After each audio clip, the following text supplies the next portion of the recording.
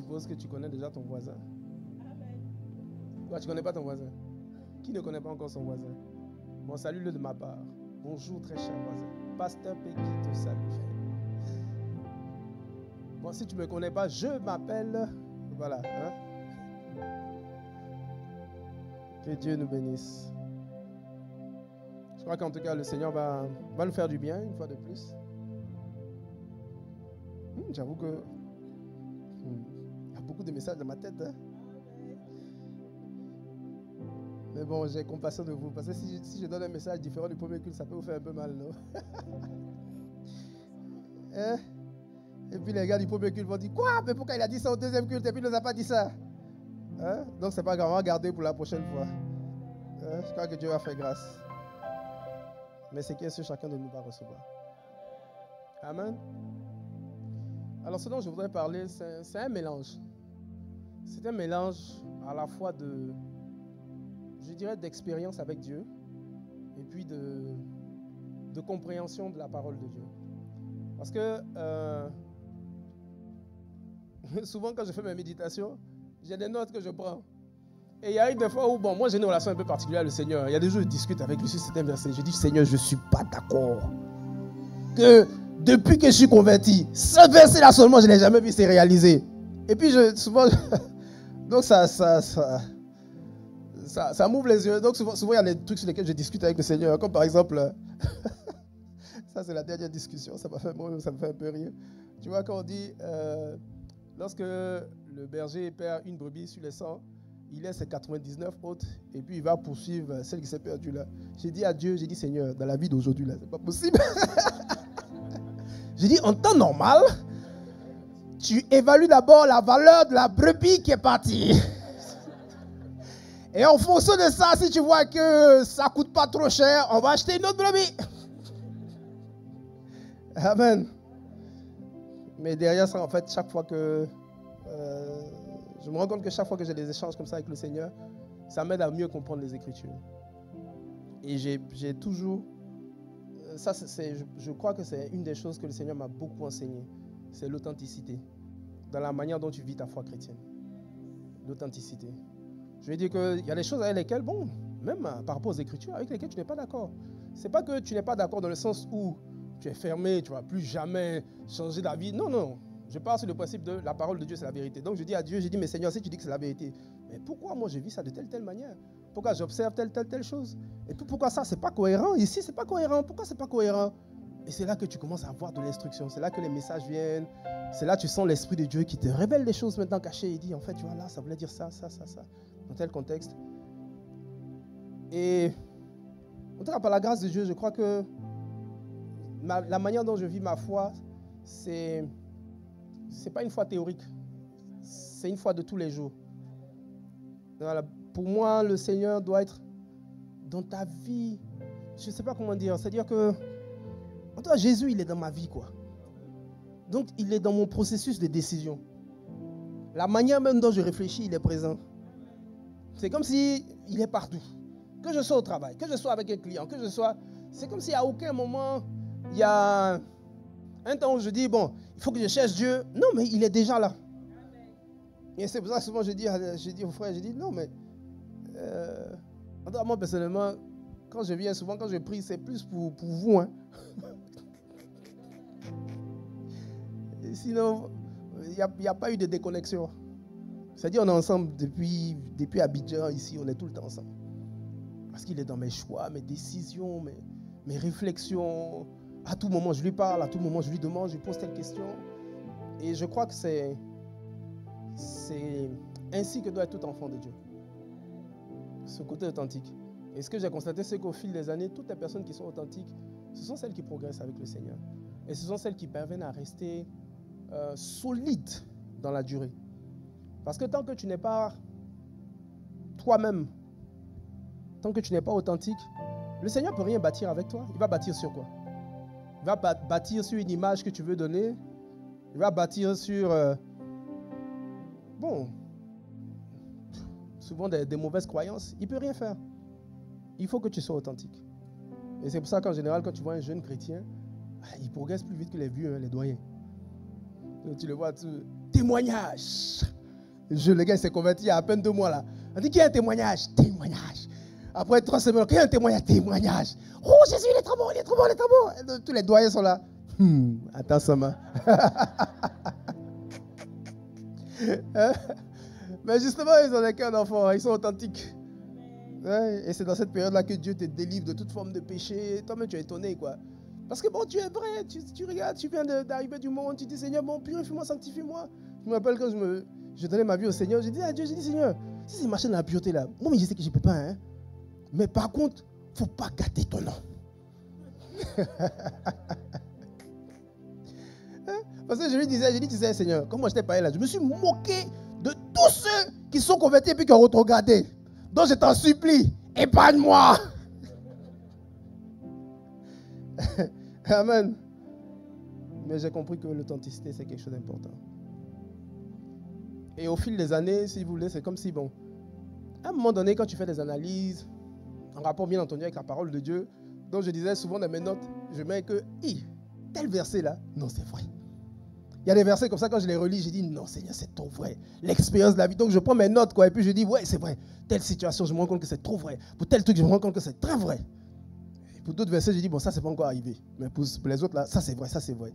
Et c'est ces vérités-là que je voudrais partager avec vous ce matin. Quelques-unes de ces vérités.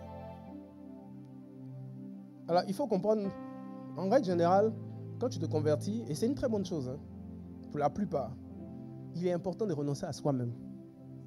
Quand tu t'engages avec le Christ, renoncer à ton ancienne vie, renoncer à ton ancienne logique.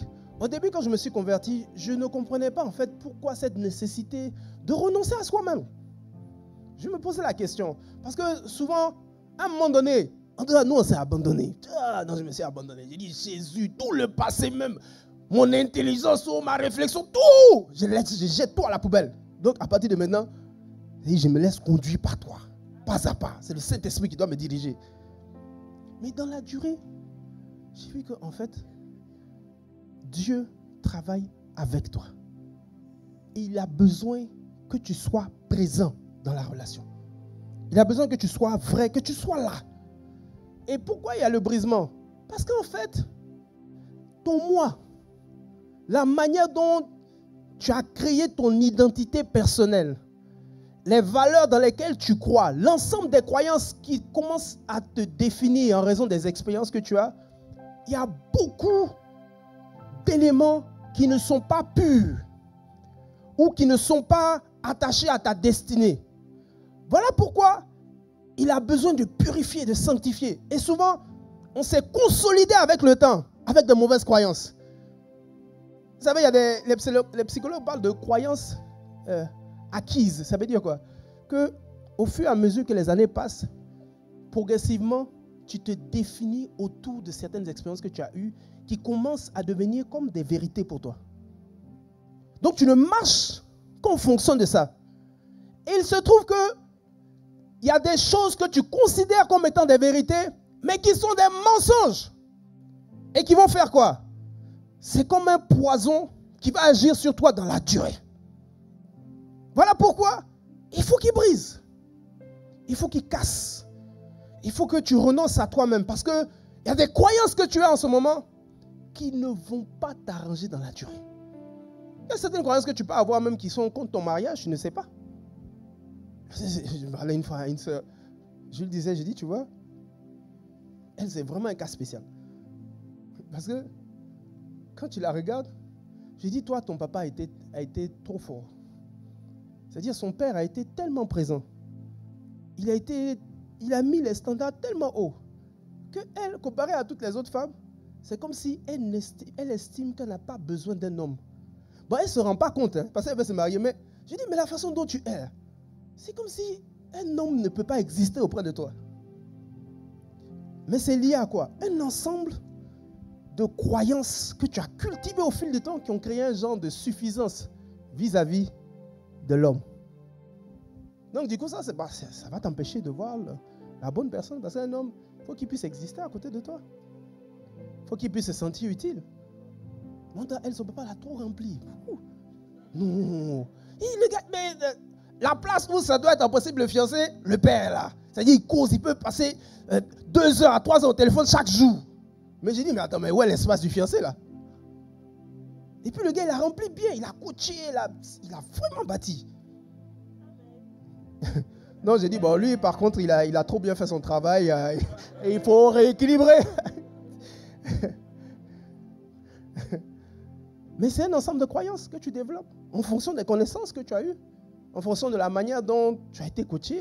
Les rapports que tu as eus avec tes parents définissent même l'image que tu te donnes.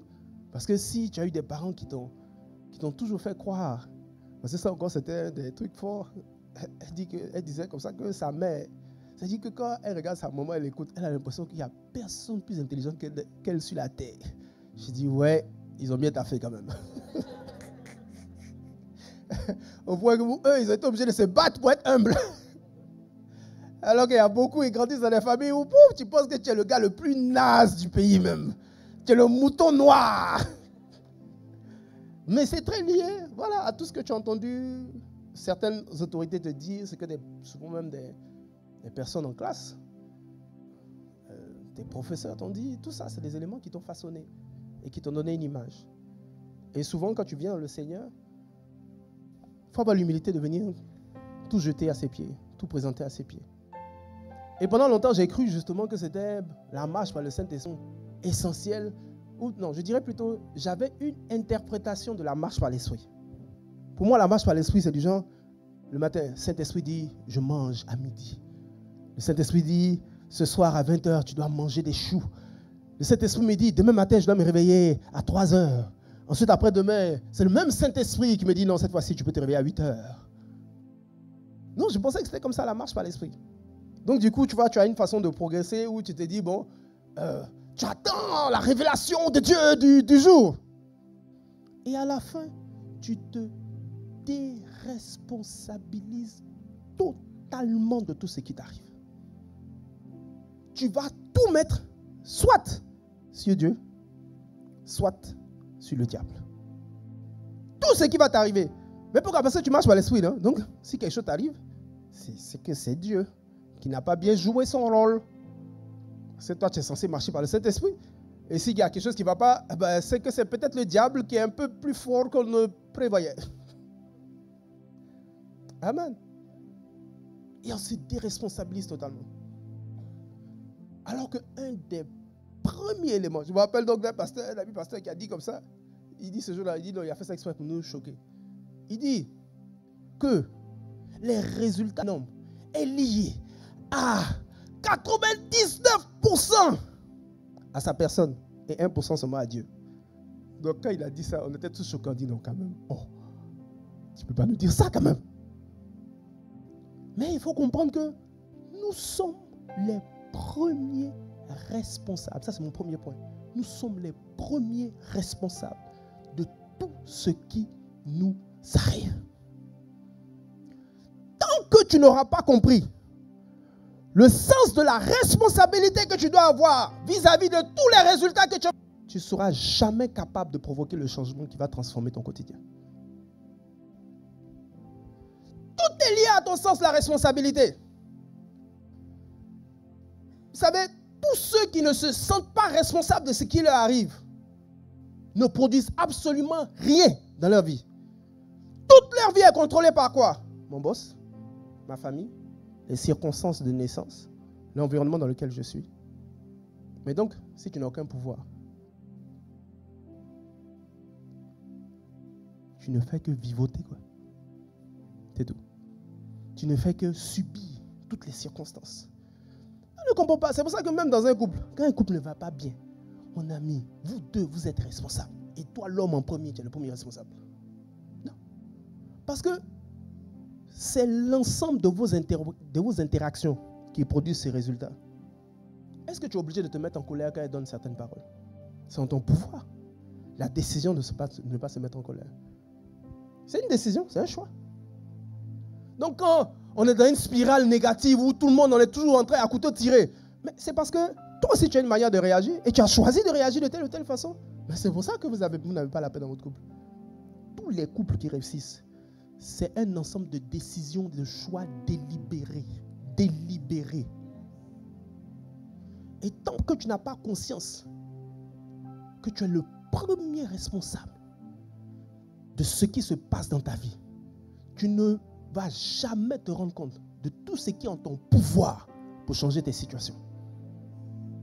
Vous savez, il y a beaucoup de situations pour lesquelles on prie, on jeûne, mais pour lesquelles Dieu n'agit pas. Pourquoi? Mais parce que ce n'est pas en son pouvoir. Il t'a déjà tout donné.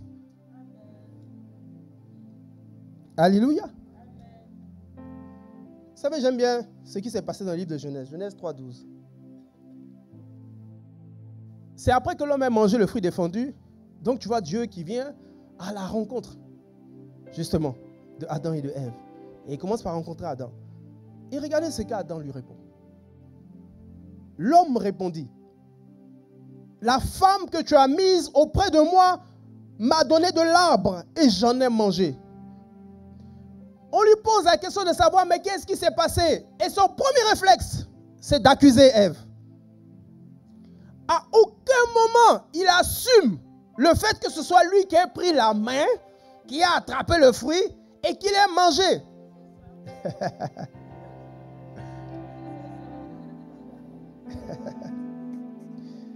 Amen. Et quand on regarde, est-ce que vous savez que les yeux de l'homme et de la femme se sont ouverts à quel moment? Quand Adam a mangé. Tant qu'il n'avait pas mangé, le péché n'était pas entré. Qui montre quoi? Tout le sens de sa responsabilité vis-à-vis de l'acte qui a été posé. Spirituellement, il était responsable de tout ce qui allait rentrer ou sortir de sa famille. Alléluia. Mais parce qu'il n'a pas assumé sa responsabilité. Mais c'est pour ça qu'on a tous ces problèmes sur la terre. Parce que tout le pouvoir de décision a été donné à qui? À Satan. C'est Satan, on a tapé, non? Mais c'est quoi? C'est parce que c'est comme si on lui a donné le pouvoir. C'est toi qui es responsable, c'est toi qui manipules les hommes, c'est toi qui... Chaque fois que tu te déresponsabilises d'un problème, tu donnes du pouvoir à ce problème. C'est-à-dire que tu as laissé cette situation te guider et te conduire. C'est tout. Hein? C'est un choix que tu as fait. Nos vies sont le cumul de l'ensemble des décisions que nous avons prises jusqu'à ce jour. Toutes les fois que tu as dit non, toutes les fois que tu as dit oui, voilà le résultat aujourd'hui. Tout ce en quoi tu as cru jusqu'à ce jour, qui a conduit tout ton processus de réflexion, voici ce que ça a donné aujourd'hui, le résultat que tu as. Ça veut dire quoi? Si tu veux que ça change, mais ça passe déjà par un premier point, c'est, écoute, qu'est-ce que je fais qui est en mon pouvoir pour changer la situation? Vous savez, si on n'a pas conscience qu'on est responsable, mais entre nous, pourquoi est-ce que Dieu nous jugerait? Le jour de la fin du monde, du jugement dernier, on va venir dire, mais tu sais Seigneur, en fait, c'est le diable qui m'a possédé, c'est pour ça que j'ai péché. Donc tu ne peux pas me condamner. Personne n'ira en enfer. Mais pourquoi Dieu a créé le jugement? Mais parce que nous sommes responsables de l'ensemble des choix que nous faisons de notre vivant. La preuve, souvent, j'ai certains frères qui disent, oh, je ne peux pas tenir, je ne comprends pas, je chute dans le péché, chaque jour je suis dans la bénédicité. Ok. Est-ce que toi, tu peux te mettre en plein au champ, la défense, te déshabiller avec la sœur? C'est-à-dire en live comme ça, oh, c'est déshabille, je ne tiens pas, je ne tiens pas. Je suis possédé, je n'ai plus aucun contrôle. Mon ami, toi-même tu sais que quel que soit ton degré de folie,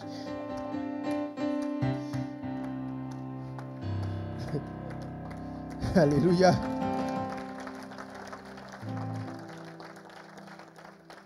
Alléluia.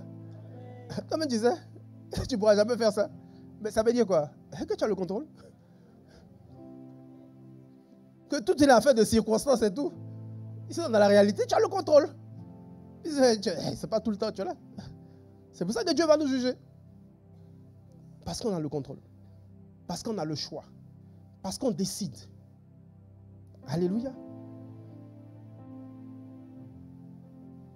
Vous savez, contrairement à ce qu'on pense, le Seigneur a besoin de s'appuyer sur nous pour que nous puissions réussir nos vies. Et ce que j'ai constaté par expérience, c'est que même dans les entreprises, la plupart des personnes qui ont de la promotion, un des points essentiels qui les qualifie tous, c'est le sens de la responsabilité. Et souvent, leur sens de la responsabilité va même au-delà de ce qui leur a été confié.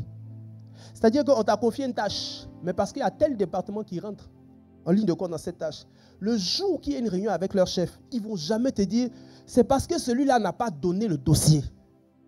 Pourquoi? Parce que leur sens de la responsabilité est tel que s'ils voient que c'est un autre département qui n'est même pas le sien, mais parce qu'il a besoin de cette information, il va aller se rendre auprès de cette personne. Pourquoi pas même l'aider dans son travail qui n'a rien à voir avec toi, ton département, pour avoir quoi?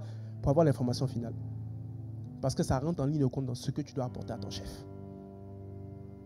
Le sens de la responsabilité, c'est des personnes qui, quel que soit ce qui leur arrive, ils réfléchissent toujours à savoir, mais qu'est-ce que j'aurais pu faire différemment pour ne pas que cette situation-là se reproduise. Alléluia. Tant que tu n'as pas conscience de cela, tu ne trouveras jamais les ressources nécessaires pour que ta vie soit transformée. Le fruit de nos vies dépend de la manière dont on découvre chaque jour quelles sont les nouvelles choses à faire pour que notre quotidien soit transformé. Et j'ai même réalisé ça dans le couple. J'ai vu que souvent dans le couple, surtout les couples qui ont un certain âge, au bout d'un certain temps, vous rentrez dans des routines où chacun sait que quand tu vas lui dire tel mot, il va réagir comme ça. Et puis il réagit toujours de la même façon. C'est comme si on est dans des boucles d'habitude. Hein. Tu sais que quand tu dis telle parole là, il ne va pas aimer. Mais tu dis quand même parce que ça t'a énervé, tu as dit quelque chose d'autre. Et puis ça fait un genre de ping-pong, ping-pong, ping-pong. Et chaque fois, c'est la même situation, chaque fois, ça se répète. Mais souvent, on ne réalise pas qu'il suffit juste de changer l'input qui est en son pouvoir pour que le résultat soit différent. Tu peux changer de mot. Et par moment, tant que tu ne te rends pas compte de ton pouvoir, tu ne réalises pas que tu as le pouvoir de réagir différemment. De parler différemment. Et c'est ça qui est en notre pouvoir pour transformer notre quotidien. Tu veux prospérer. Tu veux réussir dans tes études. Tu veux avoir de la promotion. Mais il faut savoir que tout ça, c'est en ton pouvoir. Même réussir ton couple, c'est en ton pouvoir. Oui, c'est en ton pouvoir. Alléluia. Vous savez, quand le Seigneur insiste pour qu'on puisse comprendre cette notion, c'est parce que dans la réalité, sur terre, Dieu a donné le pouvoir à l'homme. Vous savez, quand Dieu a dit à l'homme, sois fécond, mais ce n'est pas que la fécondité, là, c'est tu es là comme ça et puis, à part Marie, à ma connaissance, hein, je ne vois pas quelle autre femme est tombée enceinte comme ça par accident. Non? Et le comble, c'est que quand Dieu donne le pouvoir aux hommes, aujourd'hui, que le gars soit bon ou mauvais, il peut avoir des enfants, pas le problème. Il suffit que le spermatozoïde et l'ovule se rencontrent, c'est terminé. Qu'il soit bon ou mauvais. Pourquoi? Mais parce que c'est au pouvoir de l'homme. Il nous a donné le pouvoir. Et c'est quelque chose qu'il faut qu'on comprenne au quotidien. Pour savoir qu'est-ce qu'on doit faire pour changer et transformer nos vies. Amen. Deuxième point. Souvent, il y a une forme d'illusion qu'on a, enfin moi, hein, quand je me suis converti. C'est du genre, on dit, Seigneur, je ne suis pas capable de. Seigneur, je me sens, incompétent. Ou Seigneur, je ne peux pas. Et, attends, moi, comme je suis authentique avec le Seigneur, je dis, Seigneur, ben, souvent c'est blague. Seigneur, je ne suis pas capable de soulever la chaise sans toi. Toi, un adulte comme tu es là. Toi, tu ne peux pas soulever la chaise. Il y a un genre de fausse humilité qui est là, qui te dit, non, je ne suis pas capable, je ne suis pas capable. Si, tu es capable de faire des choses. Si. Vous savez, pourquoi il est si important de comprendre la notion de capacité et de compétence? Regardez ce que la Bible nous dit. C'est Dieu qui doit recruter pour pouvoir aider Jéthro. Plutôt Moïse. C'est Jéthro qui lui donne un conseil. Exode 18, verset 21. Regardez ce que Jéthro dit. Choisis parmi tout le peuple des hommes capables. Premier mot, capable. Ensuite, craignant Dieu. Des hommes intègres, ennemis de la cupidité. Et établis-les sur eux comme chefs de 1000, chefs de 100, chefs de 50 et chefs de 10. Même Dieu, dans son recrutement, il est important que la personne soit capable, qu'elle soit compétente.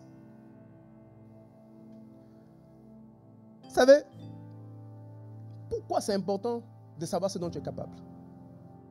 Parce que ton image, l'image que tu as de toi-même, est très liée à ce que tu crois être capable de faire.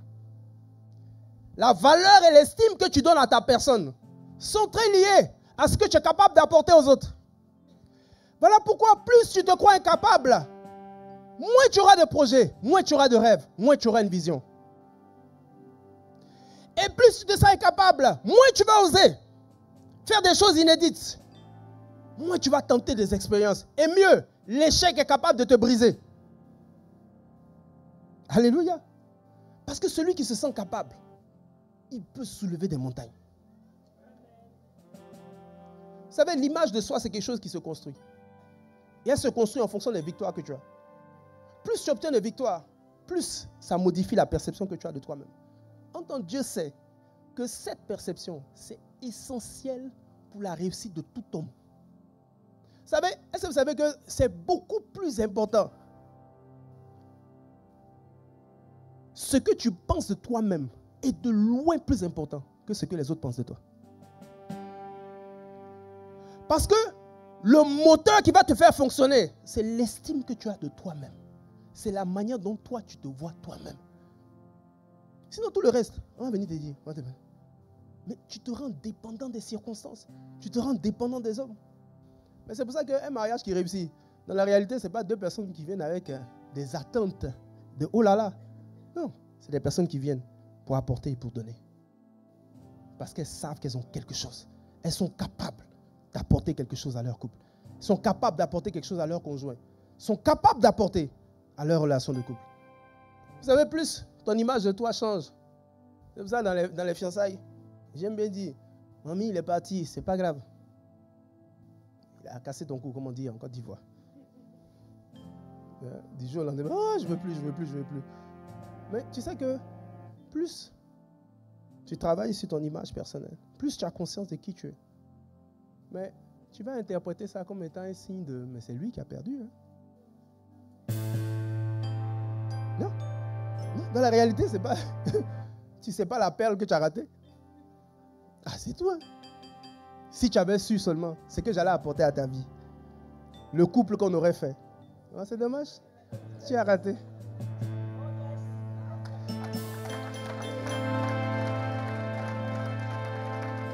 Amen. Mais c'est lié à l'image que tu te donnes, à la valeur que tu t'attribues. Mais c'est pour ça que Dieu, quand il travaille, il commence surtout par l'intérieur. Regardez encore tel autre verset. Matthieu 25, verset 15. La parabole des talents.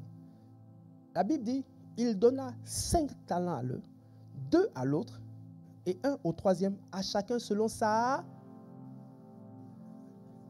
À chacun selon ça. Même Dieu, dans la distribution des talents, a tenu compte de quoi? De la capacité. Souvent, on prie pour la bénédiction. Tu pries au Seigneur. Je vais être milliardaire. Toi. Déjà même, tu as 2000 € par mois. On a du mal à te voir à l'église.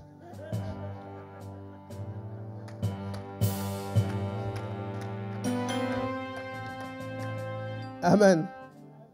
Et puis on va te rendre milliardaire. Mais on est foutu. Pasteur, tu sais, bon, dimanche prochain, hein, bon, je ne serai pas là, hein, je suis en 2 avions. Mais bon, tu sais, pour le service.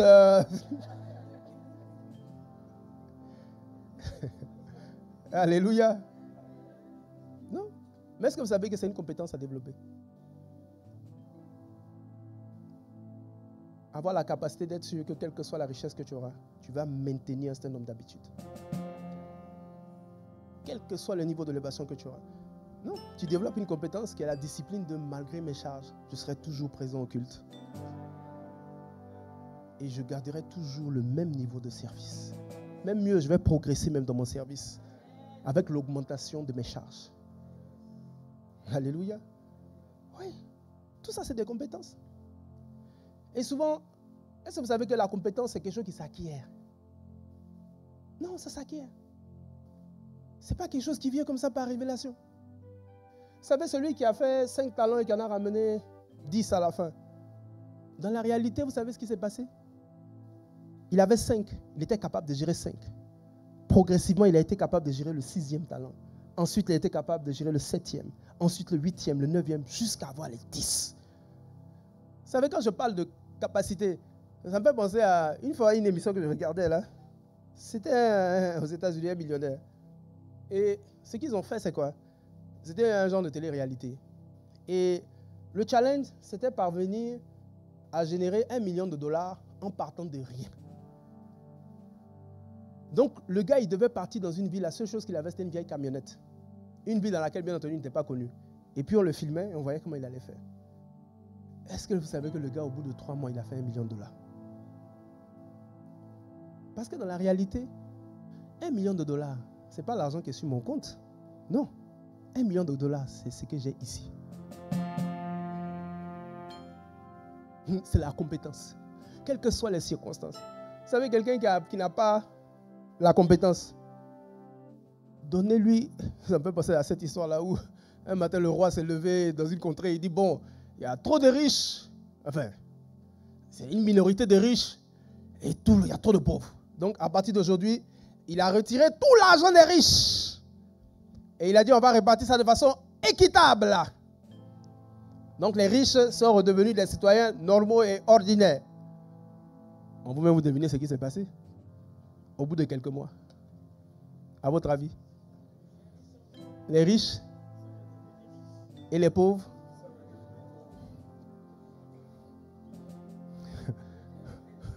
Mais pourquoi? C'est simple.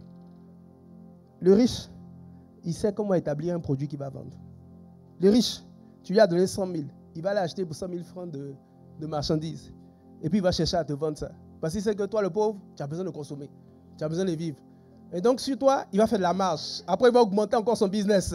Il avait vendu 2, cette fois-ci, il va tout faire pour vendre 4. Il va chercher des clients. Mais c'est un mental. Et c'est quoi? C'est des capacités. C'est des compétences acquises. Et que personne ne peut te retirer. Vous savez, la Bible, quand la Bible parle de la sagesse, parce que la sagesse, ça fait partie des choses qu'il faut chercher à acquérir. La Bible dit de chercher la sagesse plus que l'or. Souvent, je regardais ce verset et puis je ne comprenais pas. Parce qu'en fait, l'or, on peut te voler ton or. Mais ta sagesse, personne ne pourra te la voler. Non. Tu peux tout perdre aujourd'hui. Mais si tu sais comment faire pour gagner.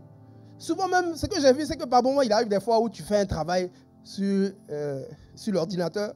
Tu finis de faire ton truc et puis paf, au moment où tu es peut-être aux 2/3, paf, l'ordinateur se plante. Tu fouilles, tu dis, mais attends, mais ça a enregistré quand même, enregistrement automatique. Rien. Donc quand c'est comme ça, non, tu es découragé, tu as envie d'attacher le diable, de l'écraser, de dire, mais oh là, Satan là. Mais ce que j'ai constaté, c'est qu'en règle générale, non seulement il te faut beaucoup moins de temps pour reproduire le même travail, et souvent il est de loin plus excellent que celui que tu avais fait précédemment.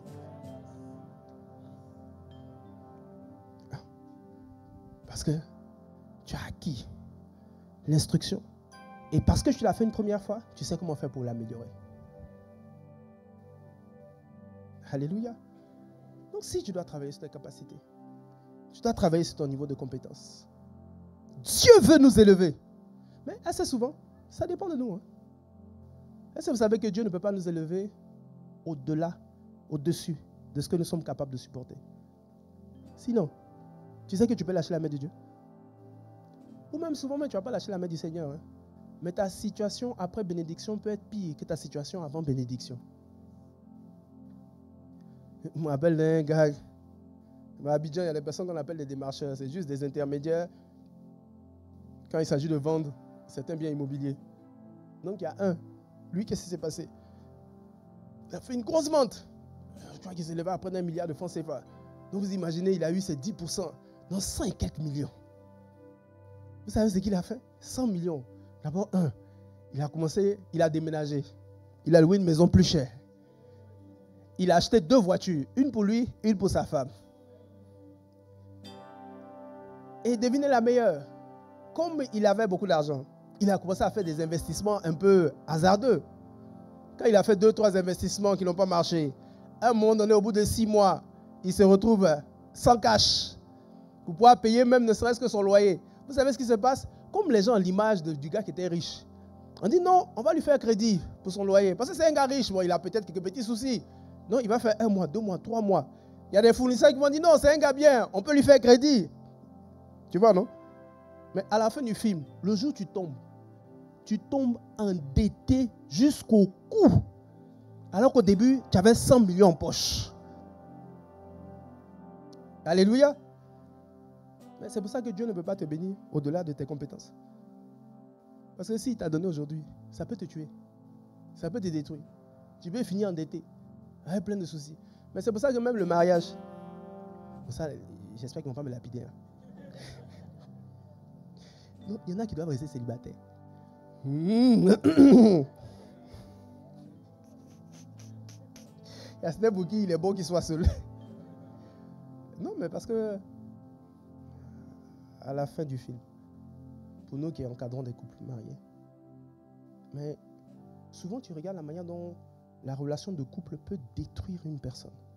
Tu te dis, si celle-là, on lui avait dit ça au début, elle n'allait pas croire. Et pourtant, à cause de son couple, elle est devenue dépressive. Et souvent des personnes qui étaient des personnes très correctes. C'est-à-dire des personnes avec des bons cœurs, mais tellement d'amertume que leur cœur est rempli de méchanceté, l'envie de faire du mal à son conjoint. Mais la personne n'était pas comme ça au départ. Qu'est-ce qui l'a transformé? C'est ton couple. C'est le couple. À cause de mauvais choix qui ont été effectués dès le départ. Amen. Et au passage, dans son couple même, il faut se former. Parce que quand on parle de compétences, mais en fonction de ce que tu veux obtenir dans ton couple, il faut chercher l'instruction. Et souvent, on ne se rend pas compte que l'instruction, c'est ce qu'il y a de plus précieux. L'instruction. Je disais au premier culte, il y a une de mes collaboratrices que j'ai recrutée il n'y a pas trop longtemps. Alors, on échange et puis je regarde dans son smartphone, je regarde un peu dans son Kindle, l'application Kindle. Je regarde tout ce qu'il y a dedans. Je vois des livres de fiction. Je dis, mais tu fais quoi avec tout ça? Quel des bouquins de fiction? Vous savez, moi, j'aimais pas lire du tout. Je trouve que, même jusqu'aujourd'hui, c'est parce qu'au fil du temps, j'ai pu avoir une certaine discipline. Dans elle est capable de lire un livre en 3 jours. Les histoires de 300 pages en 3 jours. Donc je lui dis, s'il te plaît, donne-moi ton onction. Mais je dis, mais tu prends ça, mais ça change quoi à ton quotidien? Tout ce que tu lis, ça te donne quelle instruction qui peut transformer ta situation d'aujourd'hui? Qui peut résoudre les problèmes que tu as en ce moment? Qui peuvent te permettre d'avoir de la promotion? Rien. Rien. Mais c'est pour ça que la télévision aussi, ça peut être dangereux.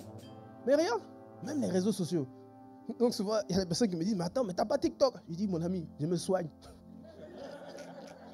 Parce que moi-même, je me connais. Déjà Facebook, il a eu des fois où, quand tu as glissé, tu regardes l'heure, 2 heures, sans rien faire, scroller. Rien appris, rien. Du vide. Donc souvent, j'attrape mes enfants, je dis, ça c'est du gras pour le cerveau. Ça ne sert à rien. Tu es en train de le remplir de gras. Donc quand c'est comme ça, ils veulent me blaguer. Non mais tu sais papa, ici au moins on apprend comment faire la cuisine. Ici au moins on apprend, j'ai dit, ouais c'est ça. Alléluia. Non, il faut t'instruire. La recherche de l'instruction doit être ta soif. Parce que sans ça, ce sera difficile de voir des changements dans la durée de ta vie.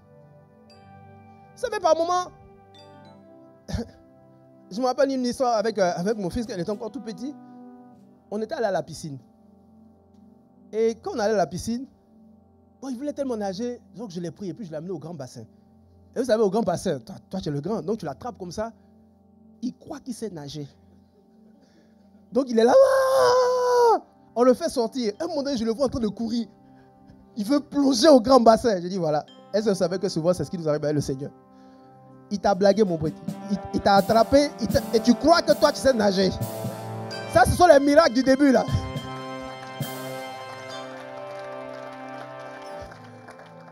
Ce sont les miracles du début de la conversion là. Dès que tu fais ouh Jésus, ouh, après il va t'apprendre à nager. C'est cette partie du film là où tu as l'impression que tu es dans un désert qui ne va jamais finir. Parce que tu dois savoir nager. Quand tu savoir nager, ça peut prendre du temps. Hein? Amen. Non. Dieu, dans son projet, ce n'est pas de nous tenir comme ça tout le temps. C'est pour ça que souvent, les enfants de Dieu, on veut toujours marcher sur l'eau. Mais Jésus a marché combien de fois sur l'eau? Allons-y. Qui c'est? Allons-y. Hein? Non, je crois que c'est 2 fois. Ouais, il a marché 2 fois. Ouais. Mais 2 fois, nous, on prend ça comme étant le quotidien. On a l'impression que chaque matin, quand le Seigneur se levait, hey, allô les gars, on y va, sur la lagune. Non, mais c'est comme ça qu'on a l'impression. Et souvent, dans notre façon de vivre notre foi, c'est ce qu'on exige.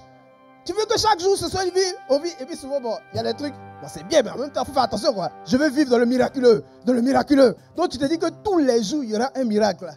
Bon, c'est pas mal, hein, mais sinon, Jésus, sur l'eau, il a marché 2 fois. Dans toute la Bible, 2 fois seulement, 2 fois. Donc, comment il faisait le reste du temps? Mais il était dans la barque.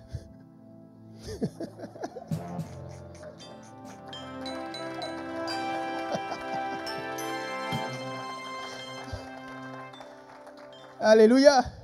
Oui, il était dans la barque comme un citoyen normal. Il a profité de la connaissance, de la science. On dit voilà comment ça marche. Et puis il s'est appuyé sur des experts en navigation, enfin, etc. Et souvent, nous, on veut tous marcher sur l'eau. Non. Dieu veut que tu aies l'instruction pour fabriquer le bateau. Dieu veut que tu aies l'instruction. Et par moments, nos échecs sont la meilleure opportunité d'apprentissage qu'on puisse avoir.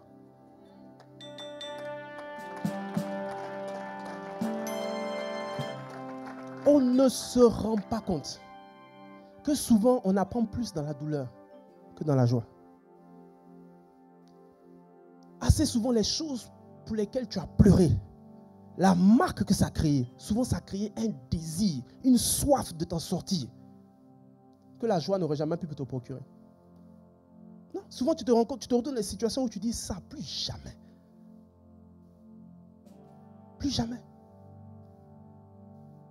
Même dans ton couple, souvent, il faut décider. C'est peut-être parce que tu as vu une personne dont ça n'a pas marché. Et souvent, j'aime bien dire que, attention, il faut faire attention.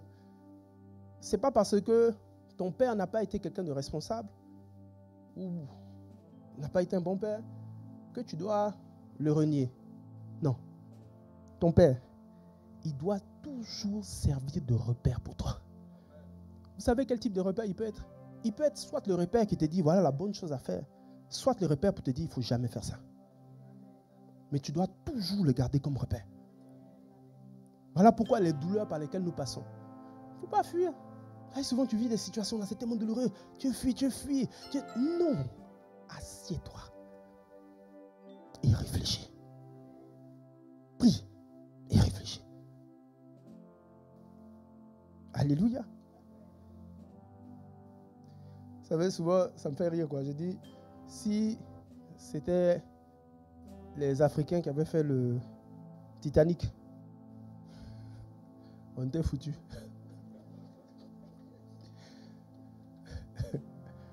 Parce que nous, là, on allait dire quoi? Ouh, ça, c'est les sorciers du village. Et puis mieux, il y a ceux qui allaient dire, toi, mais tu vas chercher quoi sur l'eau, là? Tu vas chercher quoi là-bas? On est tous ici sur la terre, toi, c'est sur l'eau. Alléluia. Mais pourtant, c'est le Seigneur qui me faisait remarquer. Il dit, regarde, depuis qu'il y a eu la catastrophe du Titanic, quel autre naufrage de cette envergure a eu lieu encore après ça. J'ai fouillé et puis j'ai dit, à ma connaissance, rien. Pourquoi? Parce qu'ils se sont assis, ils ont tiré les leçons. Vous savez, quand tu tires une leçon, par moment derrière la douleur, ce que Dieu veut, il veut te donner une instruction qui sera telle que plus jamais dans ta vie, tu ne revivras cette situation encore.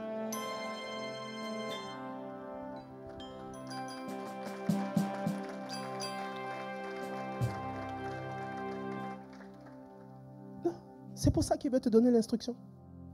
C'est pour ça qu'il veut t'instruire. Il veut te former. Il veut que tu saches comment faire les choses. Vous avez l'instruction. Quand on regarde la parole dans le livre de Proverbes qui parle de la sagesse, est-ce que vous savez que la sagesse donne la bonne santé? La sagesse donne la paix. Est-ce que vous avez ça? Le jour que j'ai vu ça, j'ai dit, mais c'est vrai, hein? Regardez un exemple simple. Si je te prends comme ça dans l'assistance, tu n'as jamais l'idée, et puis je te dis, dimanche prochain, tu seras le lead. Qu'est-ce qui va se passer dans ton âme? Dans ton humble âme? La peur, la panique, l'angoisse. Tu vas venir me voir pour dire, non, pasteur, je pense que tu t'es trompé, même si tu as eu une révélation de Dieu, ça, franchement, je crois que non, il ne s'agit pas de mon cas. Est-ce que tu m'as déjà entendu chanter? Oh, même les crapauds du pays, même... Non, tu t'es trompé. Et quand on va te donner le micro, tu vas trembler comme une feuille morte devant tout le monde. Et supposons que tu te sois entraîné. Supposons que tu as eu quelqu'un à côté de toi pour te dire, voilà comment on chante. Quand tu prends le micro, fais tel exercice, fais ceci, fais cela. Et puis tu fais les exercices, tu te rends compte que tu es en train de progresser. Le jour que tu vas prendre le micro, comment tu seras? Tu auras plus d'assurance. La première fois, peut-être que tu vas trembler. La deuxième fois, tu vas moins trembler. Pourquoi? Parce que ton niveau de compétence est en train de s'accroître. Et au fur et à mesure que les années passent, tu commences à avoir beaucoup plus d'assurance. Mais c'est ça l'instruction. L'instruction permet d'avoir de l'assurance. Vous savez, parce que souvent quand on est chrétien, quand on parle d'assurance, il y a certains qui vont dire, quoi? Non, on ne peut pas compter sur nous-mêmes. Oui, on ne compte pas sur nous-mêmes. Je suis d'accord, on compte sur le Seigneur. Je suis d'accord. Mais il faut comprendre une chose. C'est que le niveau de connaissance que tu n'as pas, c'est ce qui empêche Dieu d'agir aussi dans ta vie. Quand tu as la connaissance, la seule manière de s'approcher du Seigneur, c'est que Seigneur, ma connaissance est limitée. Je connais, hein, mais voilà ce que je sais faire. Objectivement, voici ce que je sais faire. Mais je sais que je suis limité. Et la manière dont je parle de mes limites au Seigneur, ce n'est pas des limitations. Vous savez, il y a un verset qui dit, quand je suis faible, c'est alors que je suis fort. Souvent, quand moi, avant, dans le temps, je comprenais ce verset comme, à tout moment, toi, tu es faible. Non. Il y a des moments, c'est-à-dire, la puissance de la faiblesse commence au moment où tu as tout essayé. Tu as essayé toutes les combinaisons qui étaient en ton pouvoir, mais souvent, on ne fait rien. Tu ne fais rien. Tu n'as rien tenté. Et puis, à la fin du film, oh, je suis faible, je suis faible. Et puis après, tu ne comprends pas pourquoi Dieu n'agit pas. Mais parce que tu n'as pas encore atteint ton niveau de faiblesse. Il y a beaucoup de choses que tu peux faire en ce moment. Donc, fais-les, atteins tes limites, et puis à un moment donné, ah, Seigneur, étends ta main. Là, ça va marcher.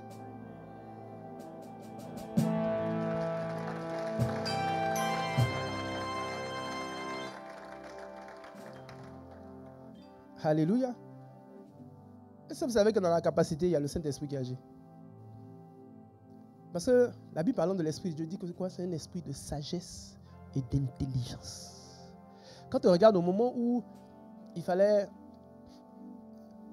fabriquer la tente de la rencontre dans l'Ancien Testament, mais Dieu a rendu capable des personnes pour pouvoir faire des choses habiles, des choses belles. Donc, oui, ça fait partie d'une des fonctions, entre guillemets, du Saint-Esprit en nous. L'acquisition de compétences et de capacités. C'est pour ça que Dieu, il ne faut pas le limiter à l'église, où tu es là, tu pries pour chasser les démons, où tu pries pour venir avoir un temps d'adoration prophétique. Mais tu peux être prophète dans ton travail. Oui. Tu peux avoir du discernement sur les marchés futurs. Dire même à ton entreprise que voici ce qui va marcher demain. Oui. Et puis toi-même prier pour savoir, mais Seigneur, où est-ce que je me positionne? Quel est le segment que j'attaque? Mais tout ça, c'est le Saint-Esprit en nous. il va te rendre capable. Et il faut le mettre partout, dans tes études. Quand tu vas à l'université, non, tu es devant ton professeur. Mais cet esprit est toujours là. Souvent, on a l'impression que Dieu n'est pas dans les maths ou dans la physique. Alors que dans la réalité, c'est quoi? Mais c'est le plus grand des physiciens. Parce que pour concevoir la Terre, mais regardez toute cette ingénierie.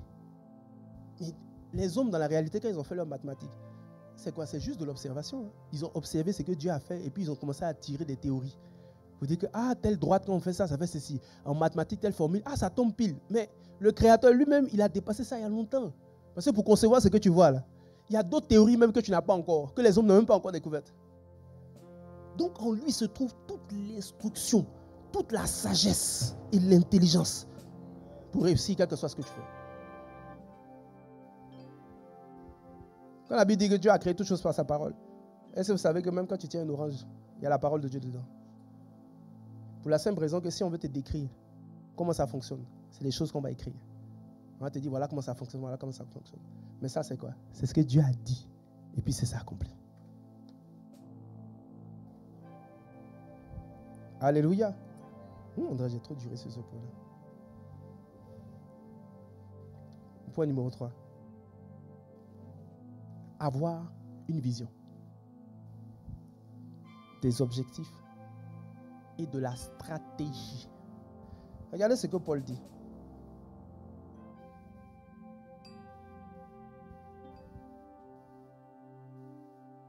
« 1 Corinthiens 9, à partir du verset 24.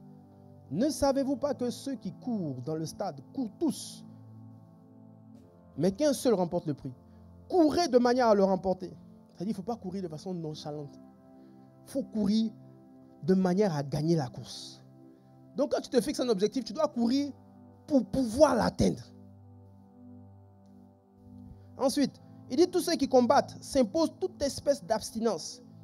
Et ils le font pour obtenir une couronne corruptible. Mais nous, faisons-le pour une couronne incorruptible. Et il dit, moi donc, c'est Paul qui explique, je cours non pas comme à l'aventure. Je frappe non pas comme battant l'air. Ça veut dire quoi? Dans la manière dont Paul fonctionnait, rien n'était le fruit du hasard. Quand il frappait d'une manière, c'est parce qu'il savait qu'en frappant de cette façon, il allait obtenir tel résultat. Et souvent quand on est chrétien, on ne sait pas qu'en fait, se fixer des objectifs, c'est simplement le fruit de la foi. La Bible dit quoi? Que la foi sans les œuvres est quoi? En d'autres versions, elle est morte même. Donc tu peux dire que tu as la foi. Mais la seule chose qui va me permettre de voir que tu as la foi, c'est les actes que tu vas poser. Avoir des objectifs qu'on se fixe. La preuve que tu as la foi, c'est que chaque jour, tu travailles et tu poses des pas pour qu'ils se matérialisent. Et souvent quand je parle de stratégie, certaines personnes vont voir ça comme étant quelque chose de trop compliqué. Non. Quel est l'objectif? Et ce que j'ai compris aussi de la vision, avec le temps, c'est que la vision, dans la réalité, même les mauvais ont des visions. Hitler, il était visionnaire. Mais c'était de la folie. Mais regardez ce qu'il a pu accomplir. Déranger tout un monde. Donc, dans la réalité, une vision, c'est celui qui l'anime, qui en fait la force. Donc, du coup, un gars peut être mauvais. Mais parce qu'il tient à ce que ça se matérialise, il va trouver le comment faire pour que ça se concrétise. Et il faut comprendre que la vision, il ne faut pas chercher un truc trop compliqué. Souvent, on a l'impression que la vision, c'est genre un peu comme un don de révélation que tu vas recevoir du Seigneur. Et puis, tu sais, tu vas voir des anges descendre du ciel pour te dire, oh mon fils, oh ma fille, est-ce que tu sais que je t'appelle à régner sur les nations? Bon, entre parenthèses, c'est ce qui est déjà écrit dans la Bible. Mais bon, mais quand même, la manière dont ça se présente, tu vois, tu as l'impression que, wow, j'ai reçu la révélation. Assez souvent, la vision, elle naît souvent des douleurs, des pleurs, des situations douloureuses qui nous sont arrivées, qui nous ont tellement révoltés qu'on a pris l'engagement de ne plus jamais revivre cette même situation. Souvent, la vision, ça naît simplement d'un désir. Un désir. Quand tu le fais passer au crible la parole de Dieu, tu finis de tamiser, il n'y a rien d'impur dedans. Mais le désir est toujours là. Vous savez, le désir, c'est quelque chose de fort. Hein? Moi, je suis entrepreneur et pasteur. Mais il arrive des fois, tu vis des situations tellement compliquées. Où à la fin, tu te dis, mais est-ce que vraiment j'ai fait le bon choix? Mais tu te couches, souvent même découragé. Mais le lendemain matin, tu entends dans ton cœur, essaie encore. Parce que le désir, la soif est toujours là. Souvent tu vas éteindre, mais le désir est toujours là.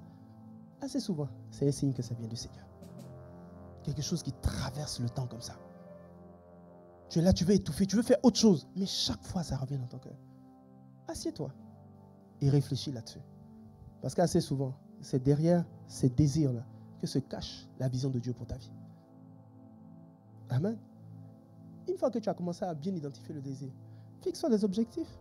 Je disais au premier culte que une fois je lisais un livre d'un motivateur qui disait comme ça que lui, s'il a fait une journée avec toi, ou même il t'observe quelques heures, il peut savoir si tu vas échouer ou réussir. Donc j'étais choqué, j'ai dit quoi? Moi, né de nouveau, rempli du Saint-Esprit, avec l'onction, toi tu es possédé et puis tu vas venir me dire, moi c'est quoi la suite de ma life? Il dit, on monte, on descend, oh Seigneur, jamais. Mais plus les années sont passées, plus je me rends compte que le gars, il a raison. Parce que, il suffit que je t'observe. Comment tu utilises ton temps? Ta journée est passée, qu'est-ce que tu as fait? Est-ce que tu as fait ne serait-ce qu'une seule tâche en rapport avec la vision que tu as? Tu as passé 24 heures. 24 heures, tu as fait quoi? Qu'est-ce que tu as fait qui te rapproche de ton objectif? Et quand tu vas regarder, tu vas te rendre compte que souvent, tu n'as rien fait. Et c'est pour ça justement que ta vie n'avance pas. Parce que tu n'as rien changé. Tu es dans les mêmes routines depuis des années. Depuis des années. Mais c'est pour ça que même au travail, tu ne bouges pas. Tu as toujours les mêmes routines.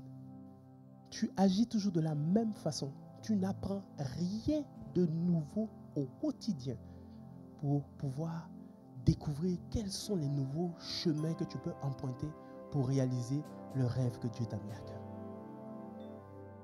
Alléluia. Non. Donc il suffit que je regarde de quoi ton plan, de quoi ta journée est remplie. Dis-moi. Je n'ai qu'à regarder ça.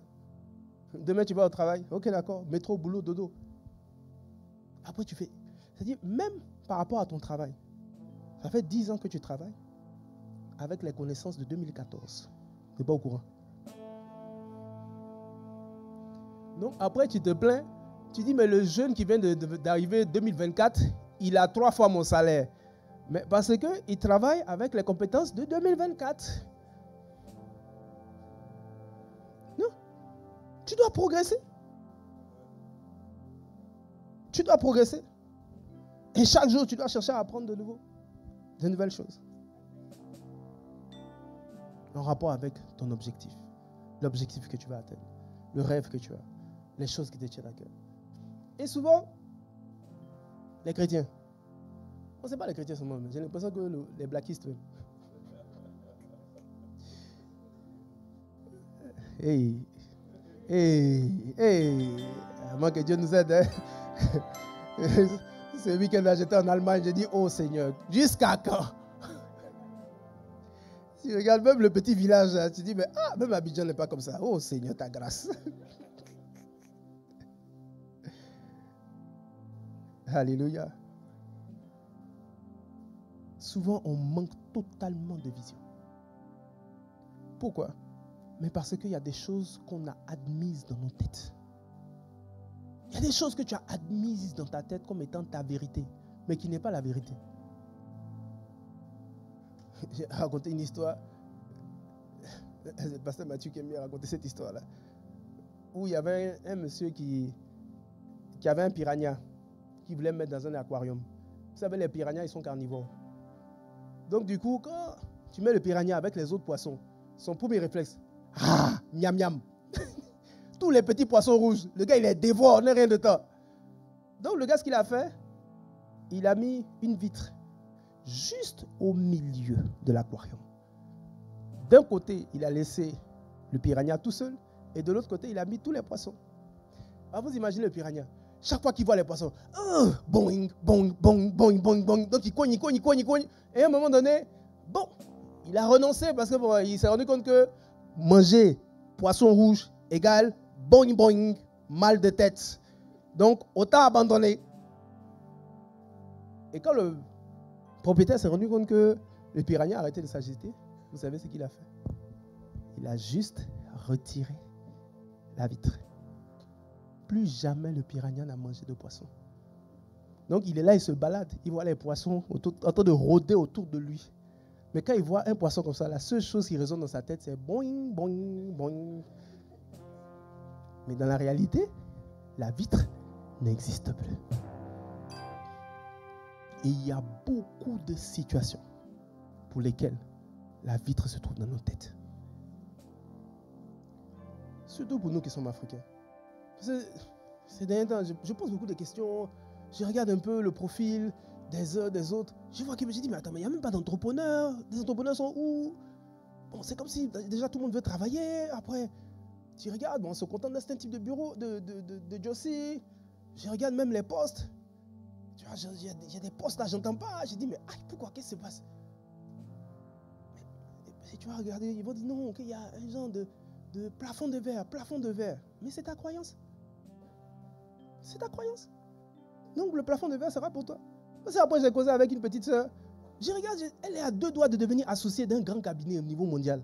Mais elle a commencé où ça? Ici en France.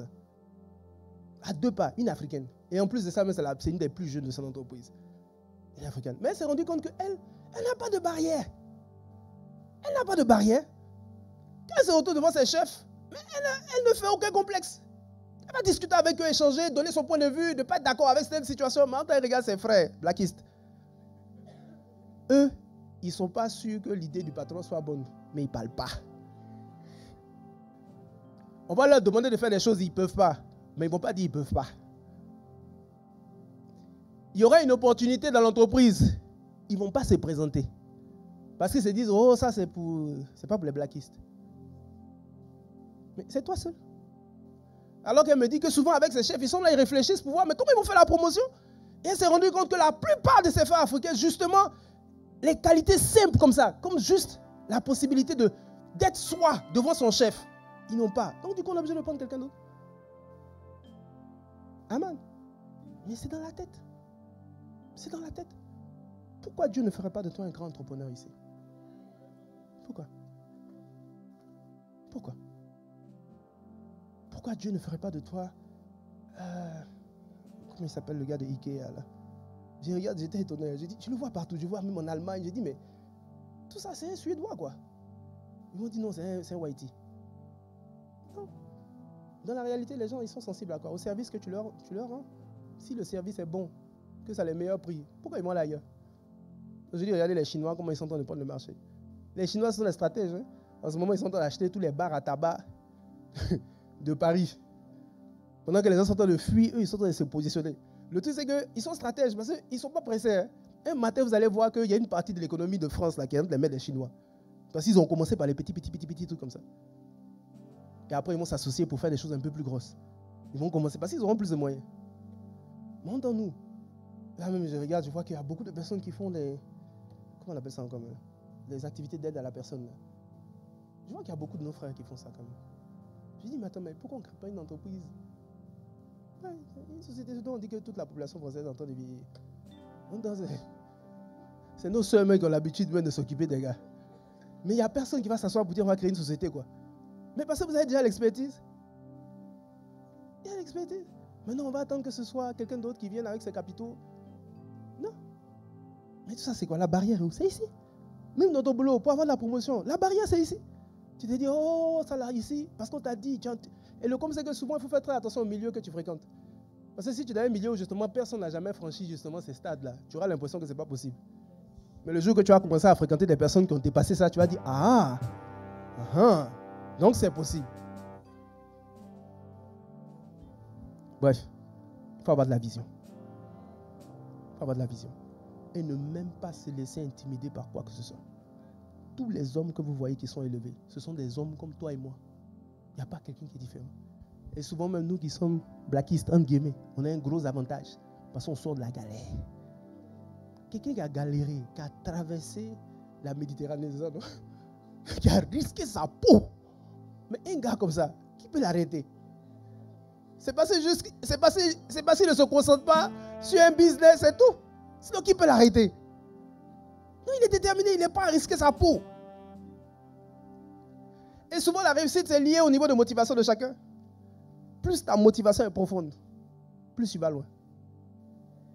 Souvent, vous pouvez avoir les mêmes idées. Et ça me fait rire. Souvent, tu as des frères qui viennent qui te disent, oh, j'ai une idée, mais bon, je garde ça, il ne faut pas trop partager, Mon ami, ton idée là, dis-moi là, il y a 200 000 personnes qui ont la même idée. Tu n'es pas au courant, hein?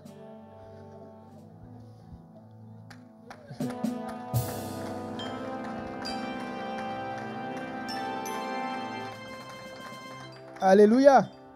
Mais la seule chose qui va faire la différence, c'est quoi? C'est la profondeur de ta motivation pour voir cette idée-là se matérialiser, c'est tout. Plus il y a un qui est profond dans sa motivation, c'est celui-là qui va aller jusqu'au bout. L'autre, il va faire ça, dès qu'il a le premier obstacle, seulement, il va laisser. L'autre, tant qu'il n'a pas vu ça matérialiser, il est dedans. Mais c'est pour ça que ceux qui réussissent dans les idées ne sont pas nombreux. Non, mais parce qu'ils ont de l'endurance. Amen. Donc, aie de la vision. Aie des objectifs. Que ta journée ne soit pas une journée hasardeuse où tu ne sais pas ce que tu as à faire dans la journée. Ça, c'est un crime contre l'humanité. Non, tu te réveilles le matin, tu ne sais pas ce que tu as à faire, à part aller au travail et puis revenir. Mais c'est grave.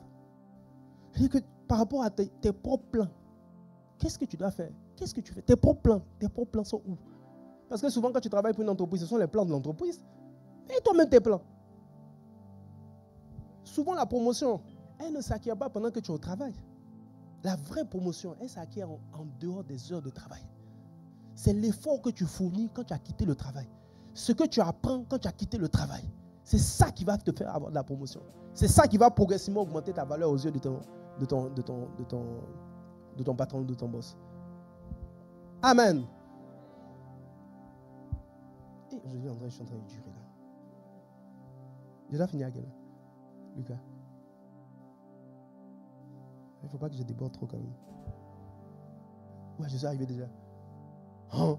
Ah, je vois ici 5 minutes 30. Ah, oh mon Dieu. Je ne suis même pas, c'est maintenant que j'atteins le 4. Bon, on va aller chap. Comme disent les Ivoiriens. Ok. Quatrième valeur. Quatrième chose que j'ai compris qui est très importante. L'humilité. Regardez ce que la Bible nous dit. Philippiens 2, verset 5. Ayant en vous les sentiments qui étaient en Jésus-Christ, lequel existant en forme de Dieu, n'a point regardé comme une proie à arracher d'être égal avec Dieu, mais s'est dépouillé lui-même en prenant une forme de serviteur, en devenant semblable aux hommes. Et ayant paru comme un simple homme, il s'est humilié lui-même, se rendant obéissant jusqu'à la mort, même jusqu'à la mort à la croix. C'est pourquoi aussi Dieu l'a souverainement élevé et lui a donné le nom qui est au-dessus de tout nom. Amen. Vous savez, quand on regarde cette parole-là, ça me ramène chaque fois à cette histoire qu'on m'a racontée d'une personne qui était malade, qui était à l'hôpital et qui est partie au ciel. Et il y avait des frères en Christ autour de lui, en train de prier, oh Seigneur, qu'il ressuscite. Entends, le gars, quand il était au ciel, il était avec Jésus. Il dit quand il est arrivé qu'il a vu Jésus, l'environnement du paradis, il n'y a plus de tristesse, il n'y a plus de maladie, il n'y a plus d'inquiétude, il n'y a plus de peur. Vous savez, regardez un peu nos vies sont compliquées. Hein? Le matin, tu te lèves, tu es dans la joie. À midi, tu es triste. Le soir, là, c'est la décadence totale. Parce que le matin, on t'a donné une bonne nouvelle. À midi, on dit on veut te renvoyer. Le soir, ton enfant vient t'annoncer que vraiment, on veut les renvoyer de l'école parce que tu n'as pas payé. Donc, c'est un mélange. Regardez un peu comment nos vies sont pénibles. Et puis, le comme c'est que quand on est sur terre, tu veux pas, tu vas perdre des proches. Donc, je veux dire, même si toi-même tu as une vie peinard, mais d'autres choses extérieures peuvent arriver qui vont te rendre triste. Donc, il dit dans le ciel, il n'y avait rien de tout ça. Et puis, les gars ont prié pour qu'il ressuscite. Donc, lui, quand il est ressuscité, il était fâché. Il dit, mais pourquoi, les gars, vous avez prié pour moi, pourquoi? Fallait me laisser. Amen. Mais lorsqu'on regarde Jésus, Jésus n'a connu que ça. Il est né là-dedans, il a été conçu dedans. C'est-à-dire qu'il ne sait pas c'est quoi le manque de la chair, la faiblesse. Il ne connaît pas le sommeil. Il ne connaît même pas la tentation de la chair. Tout ça, il ne connaît pas. La tristesse, l'angoisse, la peur. Tout ça, il ne connaît pas. Mais il a renoncé. Et regardez ce que la Bible nous dit. C'est lui-même qui a pris la décision de renoncer à tous ses avantages pour devenir semblable aux hommes. Et la Bible nous demande de faire quoi? De l'imiter dans son humilité. Parce qu'en fait, le point de départ de l'humilité, contrairement à ce qu'on pense, ce n'est pas de raser les murs. Ce n'est pas de venir faire « Ah, pasteur, tu as dit, toi, on ne t'a jamais vu élever, c'est pour ça que les gens pensent que tu es humble. » Le jour que tu auras ta dernière voiture toute neuve, tu vas rouler en Porsche Cayenne, plus personne ne va pouvoir t'attraper dans les quartiers. Alléluia. Non. L'humilité commence par le fait de connaître sa valeur, de réaliser qui tu es. Et ensuite, de manière délibérée, de manière volontaire, tu t'abaisses. Pour la simple raison, plus tu t'abaisses, plus Dieu va. Et vous savez, s'abaisser, c'est quoi? C'est avoir dans son cœur, tu sais qui tu es. Tu sais la valeur, le niveau d'intelligence, même des richesses que tu as pu déployer, tout ça. Mais, quelle que soit la personne qui est en face de toi, tu la considères comme importante. Ou même comme étant supérieure à toi. Pourquoi? Parce que tu te dis que je peux toujours apprendre quelque chose de lui ou quelque chose d'elle. Vous savez, à Abidjan, la crise a rendu beaucoup de personnes humbles. Non, parce que pendant la période de crise, quand tu as l'argent, c'est là même que tu avais les problèmes. Non, mais les rebelles, quand ils sont arrivés, ils guettaient les gens riches. Donc, tous ceux qui maltraitaient leur personnel de maison, mais c'est eux qui ont été les premiers visés, ils ont eu chaud, on les a pillés proprement. Par contre, ceux qui avaient toujours eu de la considération pour le personnel de maison, la plupart des rebelles, là, c'était des gens qui avaient des petits métiers. Donc, quand ils arrivent comme ça, on dit non, non, non, ici, là, la maison, d'ici, là, il faut laisser. C'est tout. Mais c'est quoi? Parce que tu as eu de la considération pour quelqu'un qui, en temps normal, t'est inférieur, mais tu l'as considéré à sa juste valeur.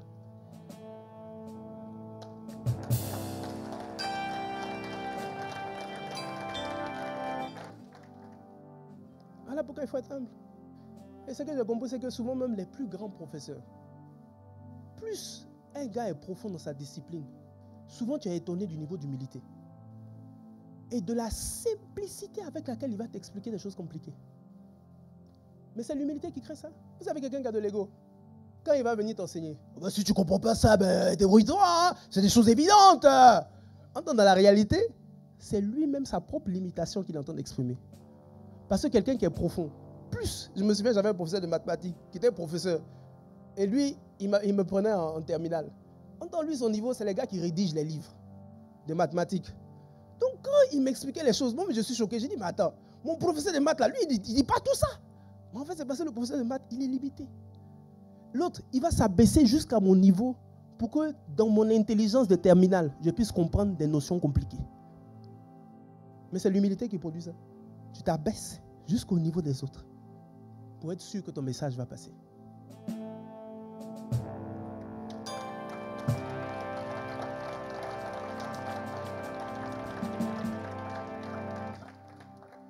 Et vous savez, l'humilité, c'est quoi? C'est savoir se remettre en question.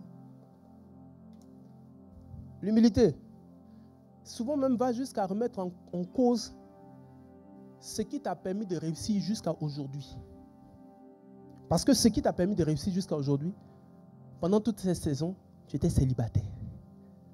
Donc ta manière de gérer ton temps, c'était une gestion de célibataire. Maintenant que tu es marié, la logique dans laquelle tu dois être différente. Mais ça, si tu ne comprends pas, si tu ne t'exerces pas à l'humilité pour dire que peut-être même que ce qui a été la vérité pour moi hier n'est plus valable pour moi aujourd'hui, tu risques de rester dans des situations de façon cyclique et indéfinie. Toujours. Tu arrives à ce niveau, tu redescends. Mais parce que là où tu es arrivé, c'est à ce moment-là qu'il faut s'humilier pour passer à l'étape supérieure. Ça veut dire que dans ta connaissance actuelle, il y a des croyances que tu as qui, à un moment donné, te maintiennent à un certain plafond. Et quand c'est comme ça nécessite de s'humilier.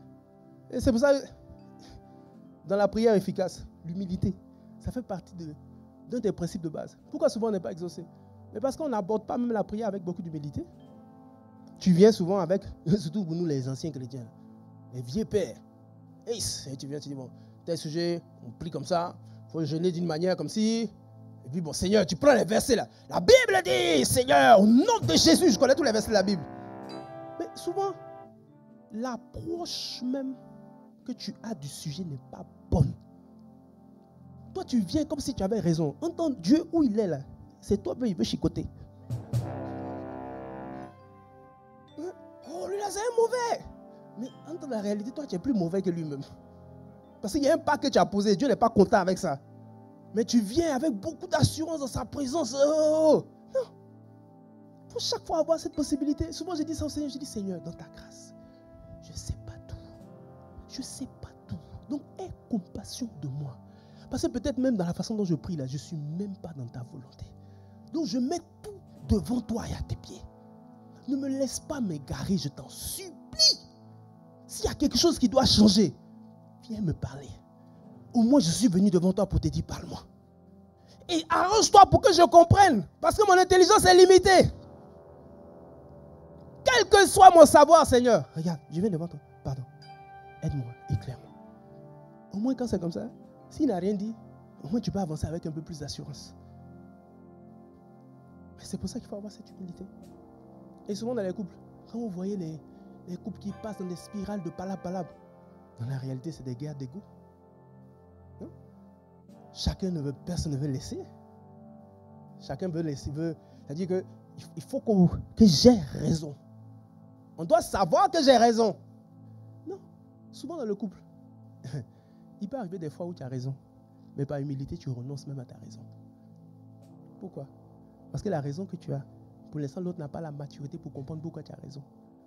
Donc si tu maintiens ta position, tu vas pourrir votre relation pour rien. C'est juste que ce n'est pas la saison de réclamer la raison. Mais ça nécessite quoi? Cette humilité-là. Et dis, ok chérie, d'accord, on va faire comme tu veux. Alléluia. Quel est ton niveau d'humilité? Jusqu'où es-tu prêt à partir? Qu'est-ce que tu es prêt à transformer? À quoi es-tu prêt à renoncer? Parce que c'est ça l'humilité. Il y a un prix que tu dois payer. J'ai un ami qui est patron qui disait comme ça, il dit que lui, il a compris une chose. Tous ceux qui progressent dans une entreprise qui ont de la promotion, c'est simplement parce qu'ils ont une aptitude quotidienne à se remettre en question. Et mieux, à aller vers leur chef pour leur poser la question de savoir, mais au fait, comment est-ce que tu vois mon travail? Est-ce que tu es satisfait de ce que je fais? Et quand le patron parle, il s'ajuste au fil du temps. Il s'ajuste, il s'ajuste, il s'ajuste. Et c'est ce qui les bonifie et c'est ce qui leur donne la promotion. Souvent, nous, quand on est chrétiens, un païen, c'est un esprit. Ce gars-là, il doit faire un peu de rose-croix. C'est le gars qui brûle les bougies, on ne sait pas trop. Il fait des pratiques. Non, va vers lui. Pose-lui la question. Parce que si lui, il est devenu chef, c'est parce qu'il y a des choses qu'il sait que toi, tu ne sais pas.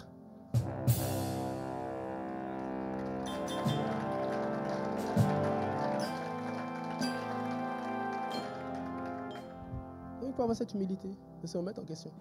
De dire à Dieu, pardon, aide-moi. Et souvent, quand on est chrétien, même, ça doit être un exercice quotidien. Et quand on est marié, même, c'est un exercice continu. Non, mais parce qu'il y a toujours des circonstances qui vont venir, qui vont faire que, mon ami, il va falloir que tu te transformes. Parce qu'il y a des choses que tu avais compris d'une manière, et là, ça a changé. Donc, tu dois changer aussi. Vous savez, quand tu n'as pas l'humilité, tu n'as pas cette capacité à te transformer. Hein. C'est l'humilité qui fait qu'on se transforme. Cette capacité à se remettre en question et puis à dire, oh Seigneur, fortifie-moi, aide-moi. Mais là, telle chose, ça doit changer. J'ai du mal à me discipliner. Discipline-moi. Alléluia. 5e point.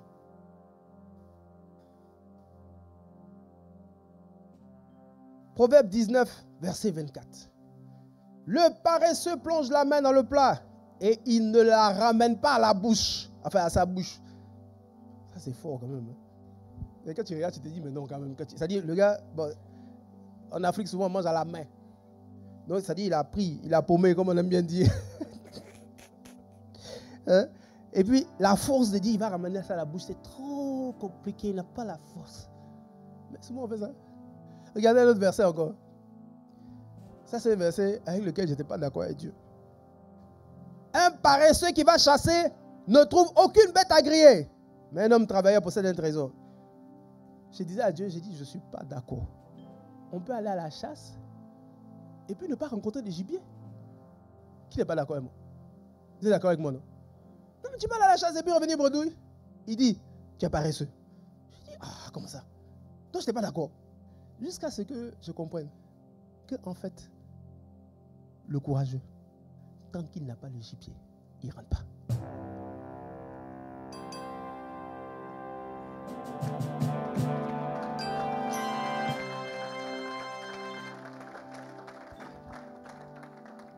Combien de fois t'es-tu arrêté sur le chemin? Combien de fois? Sur un projet magnifique. Et combien de fois tu t'es arrêté? Mais Dieu te traite de paresseux. J'ai dit, quand j'ai vu ça, j'ai dit, où Seigneur? Je me réponds. J'ai dit, mais mine de rien, Seigneur, je dois me repentir beaucoup de fois. Hein? Non, mais parce que nous tous, on est des justifs. On a dit, mais non, tu sais, pasteur, toi, mais tu sais, Seigneur, c'est compliqué. Tu vois, donc, tout le monde dit que c'est impossible. Toi, mais tu vois, et puis tu sais, Seigneur, je suis un peu timide, tu vois. Nous tous, on a des justificatifs. Mais Dieu dit, c'est de la paresse. Vous savez, il y a plusieurs types de paresse. Hein? Est-ce que vous savez qu'il y a de la paresse qu'on appelle paresse émotionnelle? Non, ça veut dire que tu n'aimes pas faire d'efforts. Tu n'aimes pas te dépasser. Quand tu atteins tes limites, là, tu ne trouves pas la force d'aller au-delà de cette limite. Dès que tu atteins, c'est-à-dire, quand souvent tu penses à certaines choses à faire, tu vois ça trop difficile dans ton âme. C'est une forme de paresse.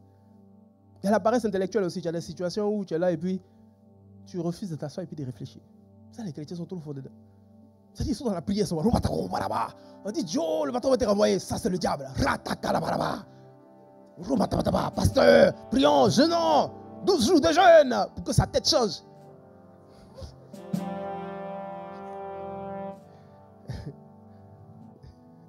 Alléluia. Non, c'est de la paresse intellectuelle. Le fait de ne pas vouloir s'asseoir et puis réfléchir sur pourquoi ça ne marche pas. Qu'est-ce que je fais mal? C'est la paresse. Et puis, bon, bien entendu, il y a la paresse physique. Ou souvent, même pour te sortir du lit, oh, c'est dur. Mais tu vois, la veille, on est resté à l'église jusqu'à 23h. Non, là, je n'ai pas la force de me réveiller ce matin. C'est une paresse aussi, physique. Et puis, il y a la paresse spirituelle. Les gars, pour prier, c'est compliqué. C'est lourd, il ne veut pas faire d'efforts. C'est-à-dire, à part dimanche, où il ouvre sa Bible, tout le reste de la semaine, il vit sous perfusion. C'est-à-dire, perfusion aussi. Bon, au moins pour toi, tu prends au moins YouTube pour aller écouter les messages des pasteurs, tout ça. Ok, d'accord, gloire à Dieu, au moins ça. Mais toi-même, ton intimité avec Dieu, toi-même, la lecture de la parole, l'instruction de Jésus-Christ direct à ton âme, tu n'as pas ça. Il n'y a aucune connexion. Aucune connexion. Toute ta connexion, c'est la perfusion du dimanche qui te fait tenir jusqu'à l'autre dimanche. Non, tu ne lis pas ta Bible, il y a certains là. Je dis, tu regardes leur Bible. Ah, et tu sens que la Bible vient de loin, quoi. La poussière qu'il y a dessus, tout ça. Et ça fait une semaine, ils n'ont pas touché. Souvent, ça fait des mois. C'est parce qu'on dit aujourd'hui, on va méditer sur tel truc qu'ils ont venu avec. Bon, il y en a qui vont me dire, mais non, on a nos smartphones, pasteur. C'est moi, tu veux blaguer. Proverbe 20, verset 13. N'aime pas le sommeil, de peur que tu ne deviennes pauvre. Ouvre les yeux, tu seras rassasié de pain.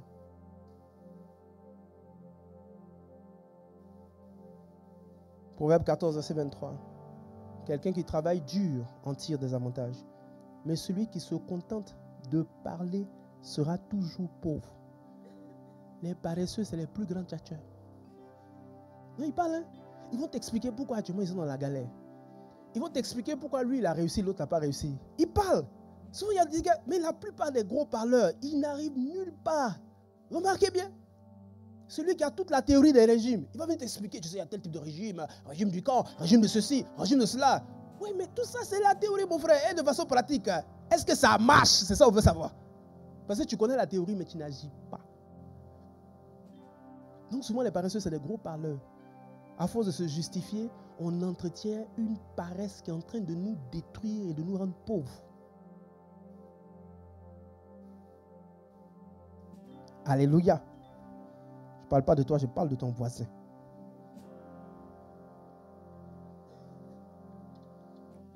Point 6.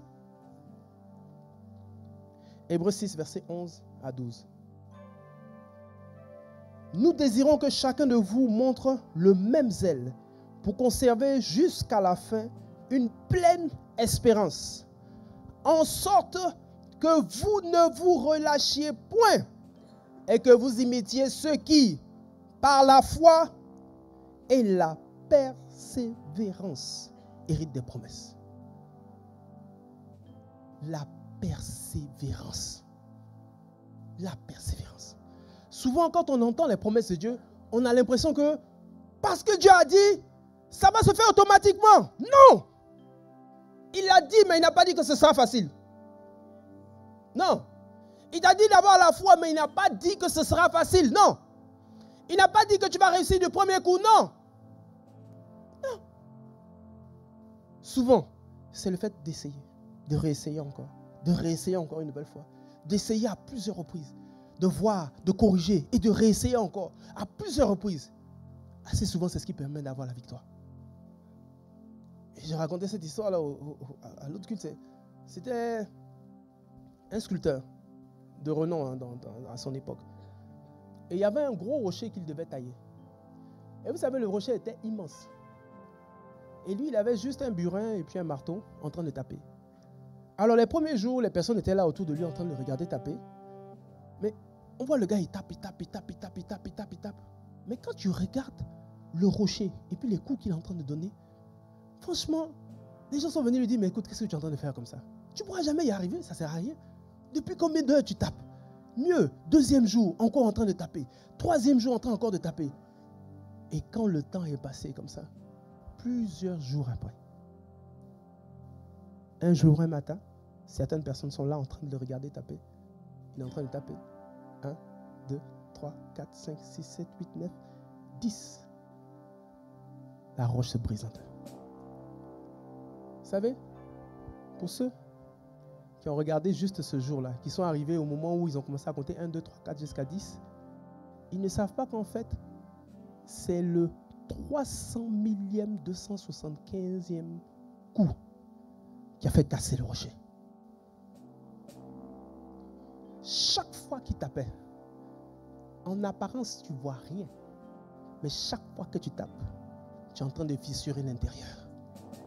À chaque coup que tu donnes, tu es en train de te rapprocher de l'objectif. Chaque fois que tu frappes, tant que tu vas continuer à frapper, c'est un pas de plus vers l'objectif. Un pas de plus vers la promesse. Un pas de plus vers l'exaucement. Donc, il ne faut pas se relâcher. Il y a beaucoup de promesses de Dieu qui sont là. Pour lesquelles, souvent même moi, j'ai dit à Dieu, mais Seigneur, pourquoi toi tu veux plus le faire un truc un peu plus cool là quand même. Un truc où bon, tu pries et puis tu es exaucé. Mais souvent il y a des sujets de prière pour lesquels tu vas prier pendant longtemps. Souvent ça met des années. Et là comme ça, tel gars là qui se convertit, mais depuis là, rien. Seigneur Jésus. Ou pour moi, tu es découragé. J'ai dit, continue à frapper. Parce que chaque fois que tu frappes, le ciel est en train de se disposer. Le ciel est en train de se disposer. Le ciel est en train de se disposer. Tu es en train d'accumuler un certain nombre de prières. À un moment donné, tout va se relâcher. Mais dans la réalité, ce ne sera pas le fruit d'une prière. Ce sera le fruit d'un processus qui a été enclenché. Surtout, ne renonce pas. Surtout, ne renonce pas.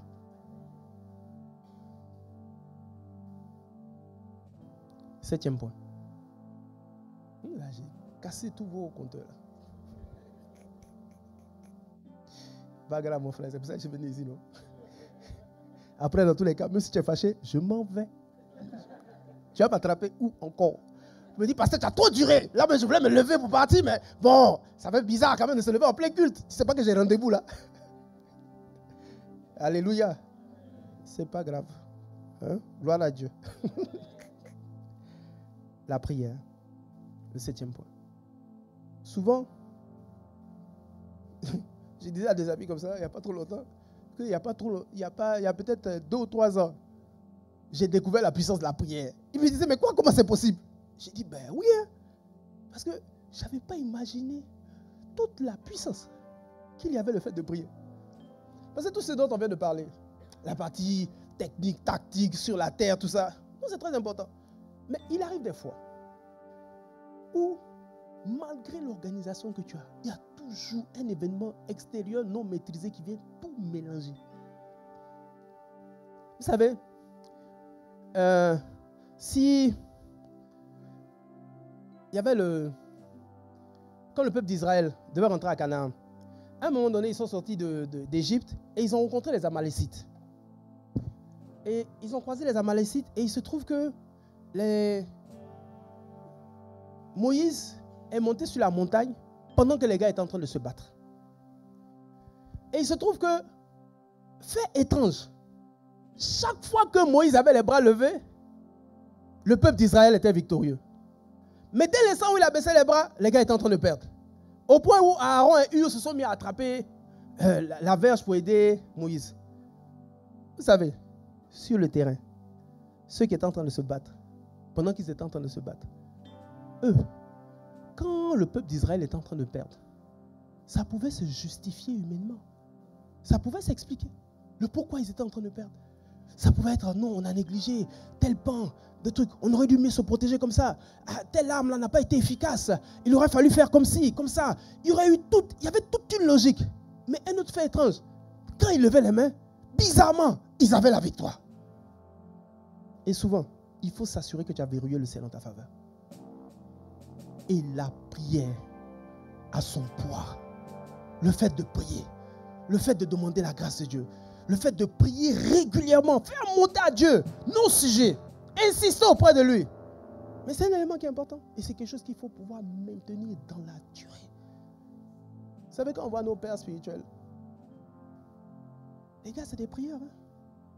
Ils ne sont pas dans nos histoires là. Hein? Ils prient. Parce que moi, comme ça, souvent, j'ai dit, mais pasteur, comment toi tu fais? Parce qu'il ne dort pas beaucoup, mais il passe son temps à prier.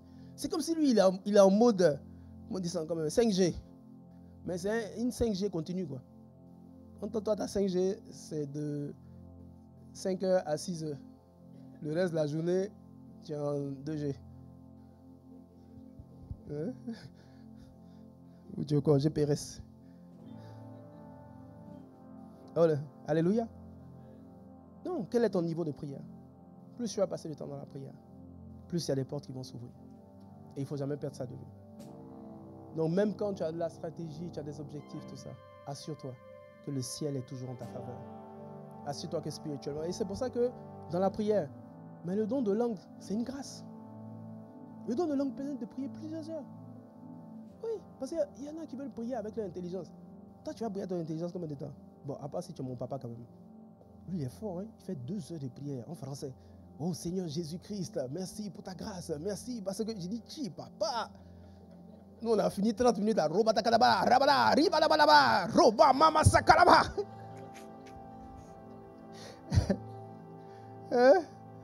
Nous, on monte vite en langue. Hein? Mais c'est une puissance. C'est ce qui nous permet de prier longtemps. Donc, le don de langue, il faut l'exercer. Hein? Il faut l'exercer, il faut s'en servir même, comme une puissance.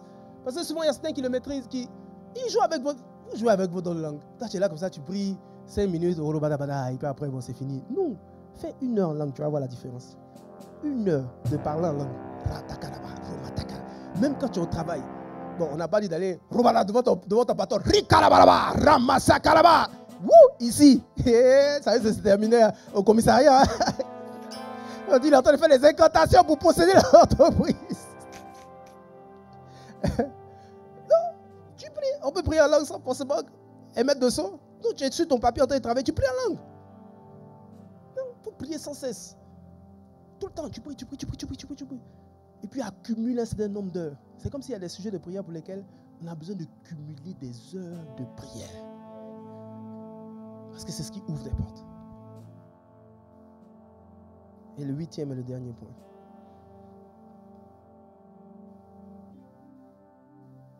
La libéralité. J'ai constaté que la plupart des personnes de mon entourage qui prospèrent, ce sont des personnes qui sont très libérales. Très libérales. Qui donnent beaucoup. Qui donnent d'abord beaucoup à Dieu.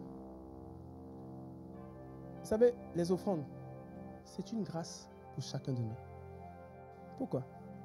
Parce que les offrandes, c'est le seul élément où on peut épater le Seigneur, quel que soit le montant qu'on lui apporte. Pourquoi donc? Mais regardez cette femme, cette veuve. Elle est venue apporter, c'est 2 ou 3 pièces. 2 pièces. Elle a apporté ces 2 pièces. Juste ça. Mais la Bible dit qu'elle a donné tout ce qu'elle avait pour vivre. Donc ça veut dire quoi? C'était aux yeux des hommes peu de choses, mais aux yeux du Seigneur, qui voit qu'est-ce que ça représentait comme sacrifice. Pour Dieu, ça avait toute une autre valeur, beaucoup plus de valeur que tous ceux qui donnaient des montants énormes. Et chacun de nous a la possibilité d'épater Dieu. Vous savez, les offrandes, pour nous qui sommes enfants de Dieu, c'est le moyen de se connecter à Dieu, de connecter nos finances au Seigneur. Parce que si déjà avec le peu que tu as, tu n'as pas l'habitude d'apporter au Seigneur, pourquoi est-ce qu'il va t'augmenter? Quel intérêt Dieu a à augmenter tes revenus? Déjà tes petits 1000 euros. Même apporter la dîme, c'est du karaté chaque jour, chaque mois. Parce que quand tu finis d'analyser tes charges, tu commences par payer tes charges d'abord. Ensuite, maintenant, quand tu as fini de payer tes charges, hé Jésus, bon, la dîme, là, je vais payer en 2 temps.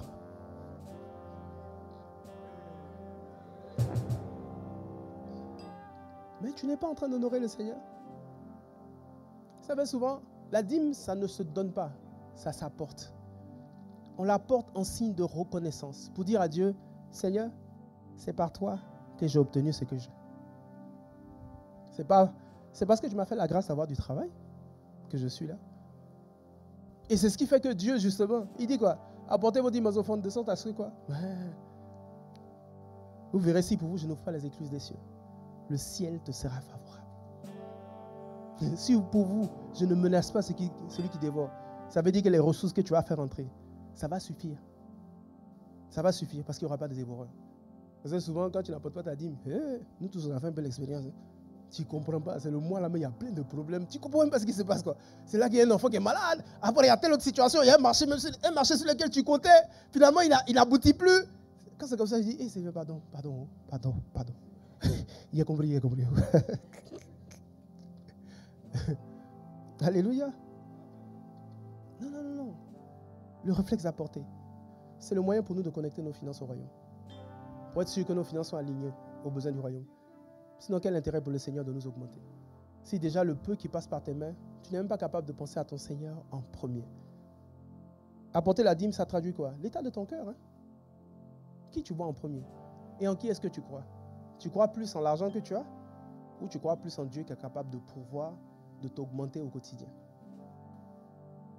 Et vous savez, quand je parle de libéralité, il y a aussi la libéralité vis-à-vis des frères. Il y a des versets de la parole de Dieu qui disent que le fait d'apporter ou d'aider, d'être un bras par lequel Dieu passe pour pourvoir aux besoins de son frère, ce que tu fais, c'est que tu cumules des actions de grâce pour le Seigneur. Parce que nous tous, on a expérimenté ça. Où tu es là, tu as un frère qui vient et puis qui dit, j'ai eu à cœur de faire telle ou telle chose. Et ça correspond à un sujet de prière pile. Quand tu reçois, ton premier réflexe c'est, waouh Seigneur, tu es vivant. Merci papa d'avoir pourvu à mes besoins. Merci d'avoir débloqué telle ou telle situation. Mais c'est quoi? C'est une personne qui est venue susciter la louange dans ma bouche. C'est pour ça qu'il faut aider. Et c'est des choses qui sont agréables à Dieu. Et mieux, vous savez, quand tu fais des dons à d'autres personnes, on ne se rend pas compte, mais on suscite des prières en notre faveur. Parce que si tu as offert une chaussure à quelqu'un, chaque fois qu'il va porter cette chaussure, il va dire, Seigneur, bénis la vie de tel ou tel frère. Parce que grâce à lui, aujourd'hui, je marche avec des sourcils fermés. Toutes les fois qu'il va voir l'objet de ton don, ça va faire monter vers toi quoi? Des prières d'action de grâce. Donc, c'est ce que je disais. Je dis souvent, il y a des personnes qui sont là, il n'y a personne qui prie pour eux. Hein. Mais tu ne donnes pas. Qui va être... Mais regardez même nous-mêmes. Toutes les personnes qui te font du bien, chaque fois tu te souviens de dans tes sujets de prière. Et tu le fais naturellement. Tous ceux qui sont là dans ton quotidien, chaque jour, qui t'aident, qui sont là, qui sont vraiment engagés pour toi. Mais c'est naturel. Tu n'as même pas besoin de faire d'efforts pour prier pour eux. Pourquoi? Parce que tu veux leur bien. Tu veux qu'ils s'en sortent. Mais souvent, on n'est pas capable de susciter ça à travers les frères. Alléluia. Et je vais terminer en lisant ce passage. Philippiens 4, verset 15. Vous le savez vous-même, c'est Paul qui parle. Philippiens.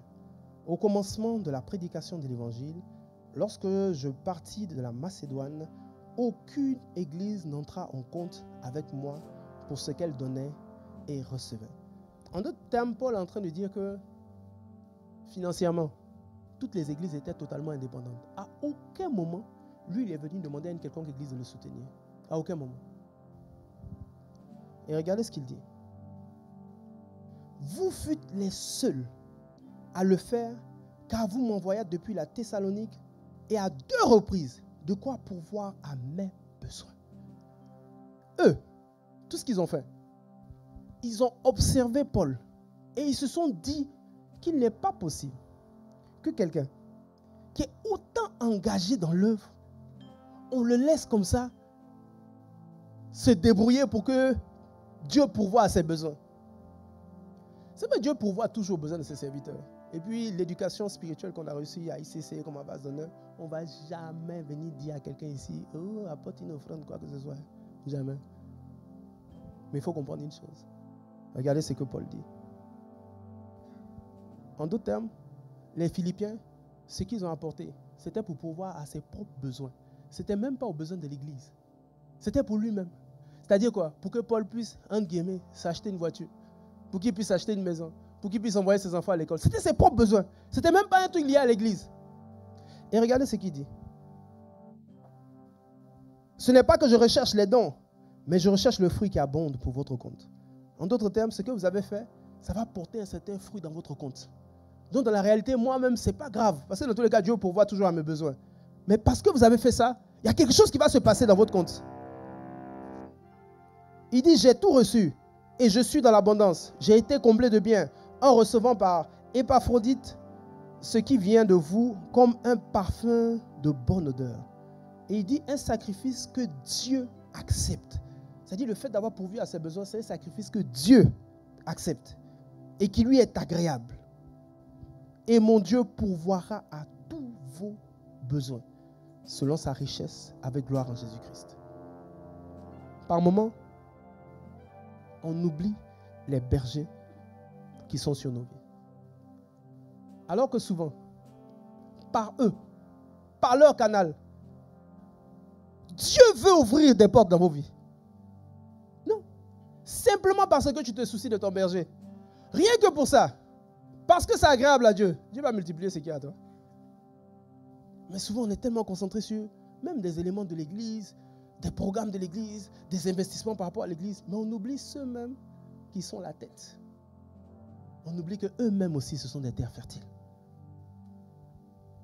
Et souvent, l'engagement qu'on prend de les soutenir, c'est tout aussi fort que de financer ou de participer à l'œuvre de Dieu. Alléluia. Et c'est tout ça qui fait que, bon, Dieu, dans sa grâce, il va se lever et puis il va te regarder. Et puis, bon, toi en particulier, il va te bénir. Mais pourquoi? Mais parce qu'il sait que s'il t'a augmenté, non seulement tu vas augmenter ce que tu as apporté à l'homme de Dieu, mais en plus, tu vas augmenter la contribution à l'église. En plus, quand il y aura d'autres projets, ben, tu seras là encore pour contribuer. Voilà pourquoi mais Dieu va te multiplier et tu seras étonné d'avoir de l'élévation, de la promotion. Amen. Que Dieu nous bénisse.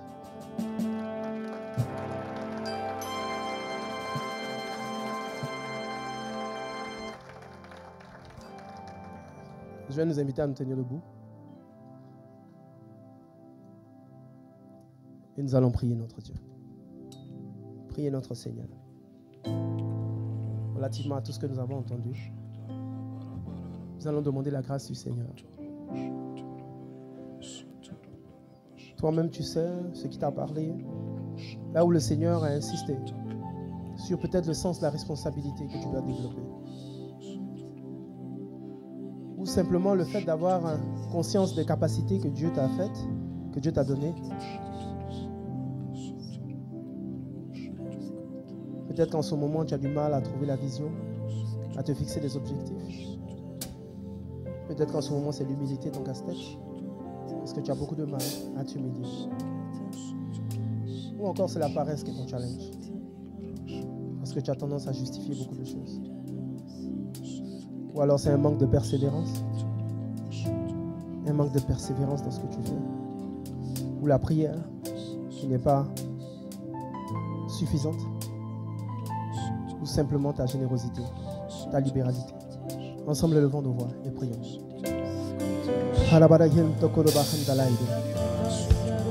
Tayana mahandoro wedin ma ando koro bahanda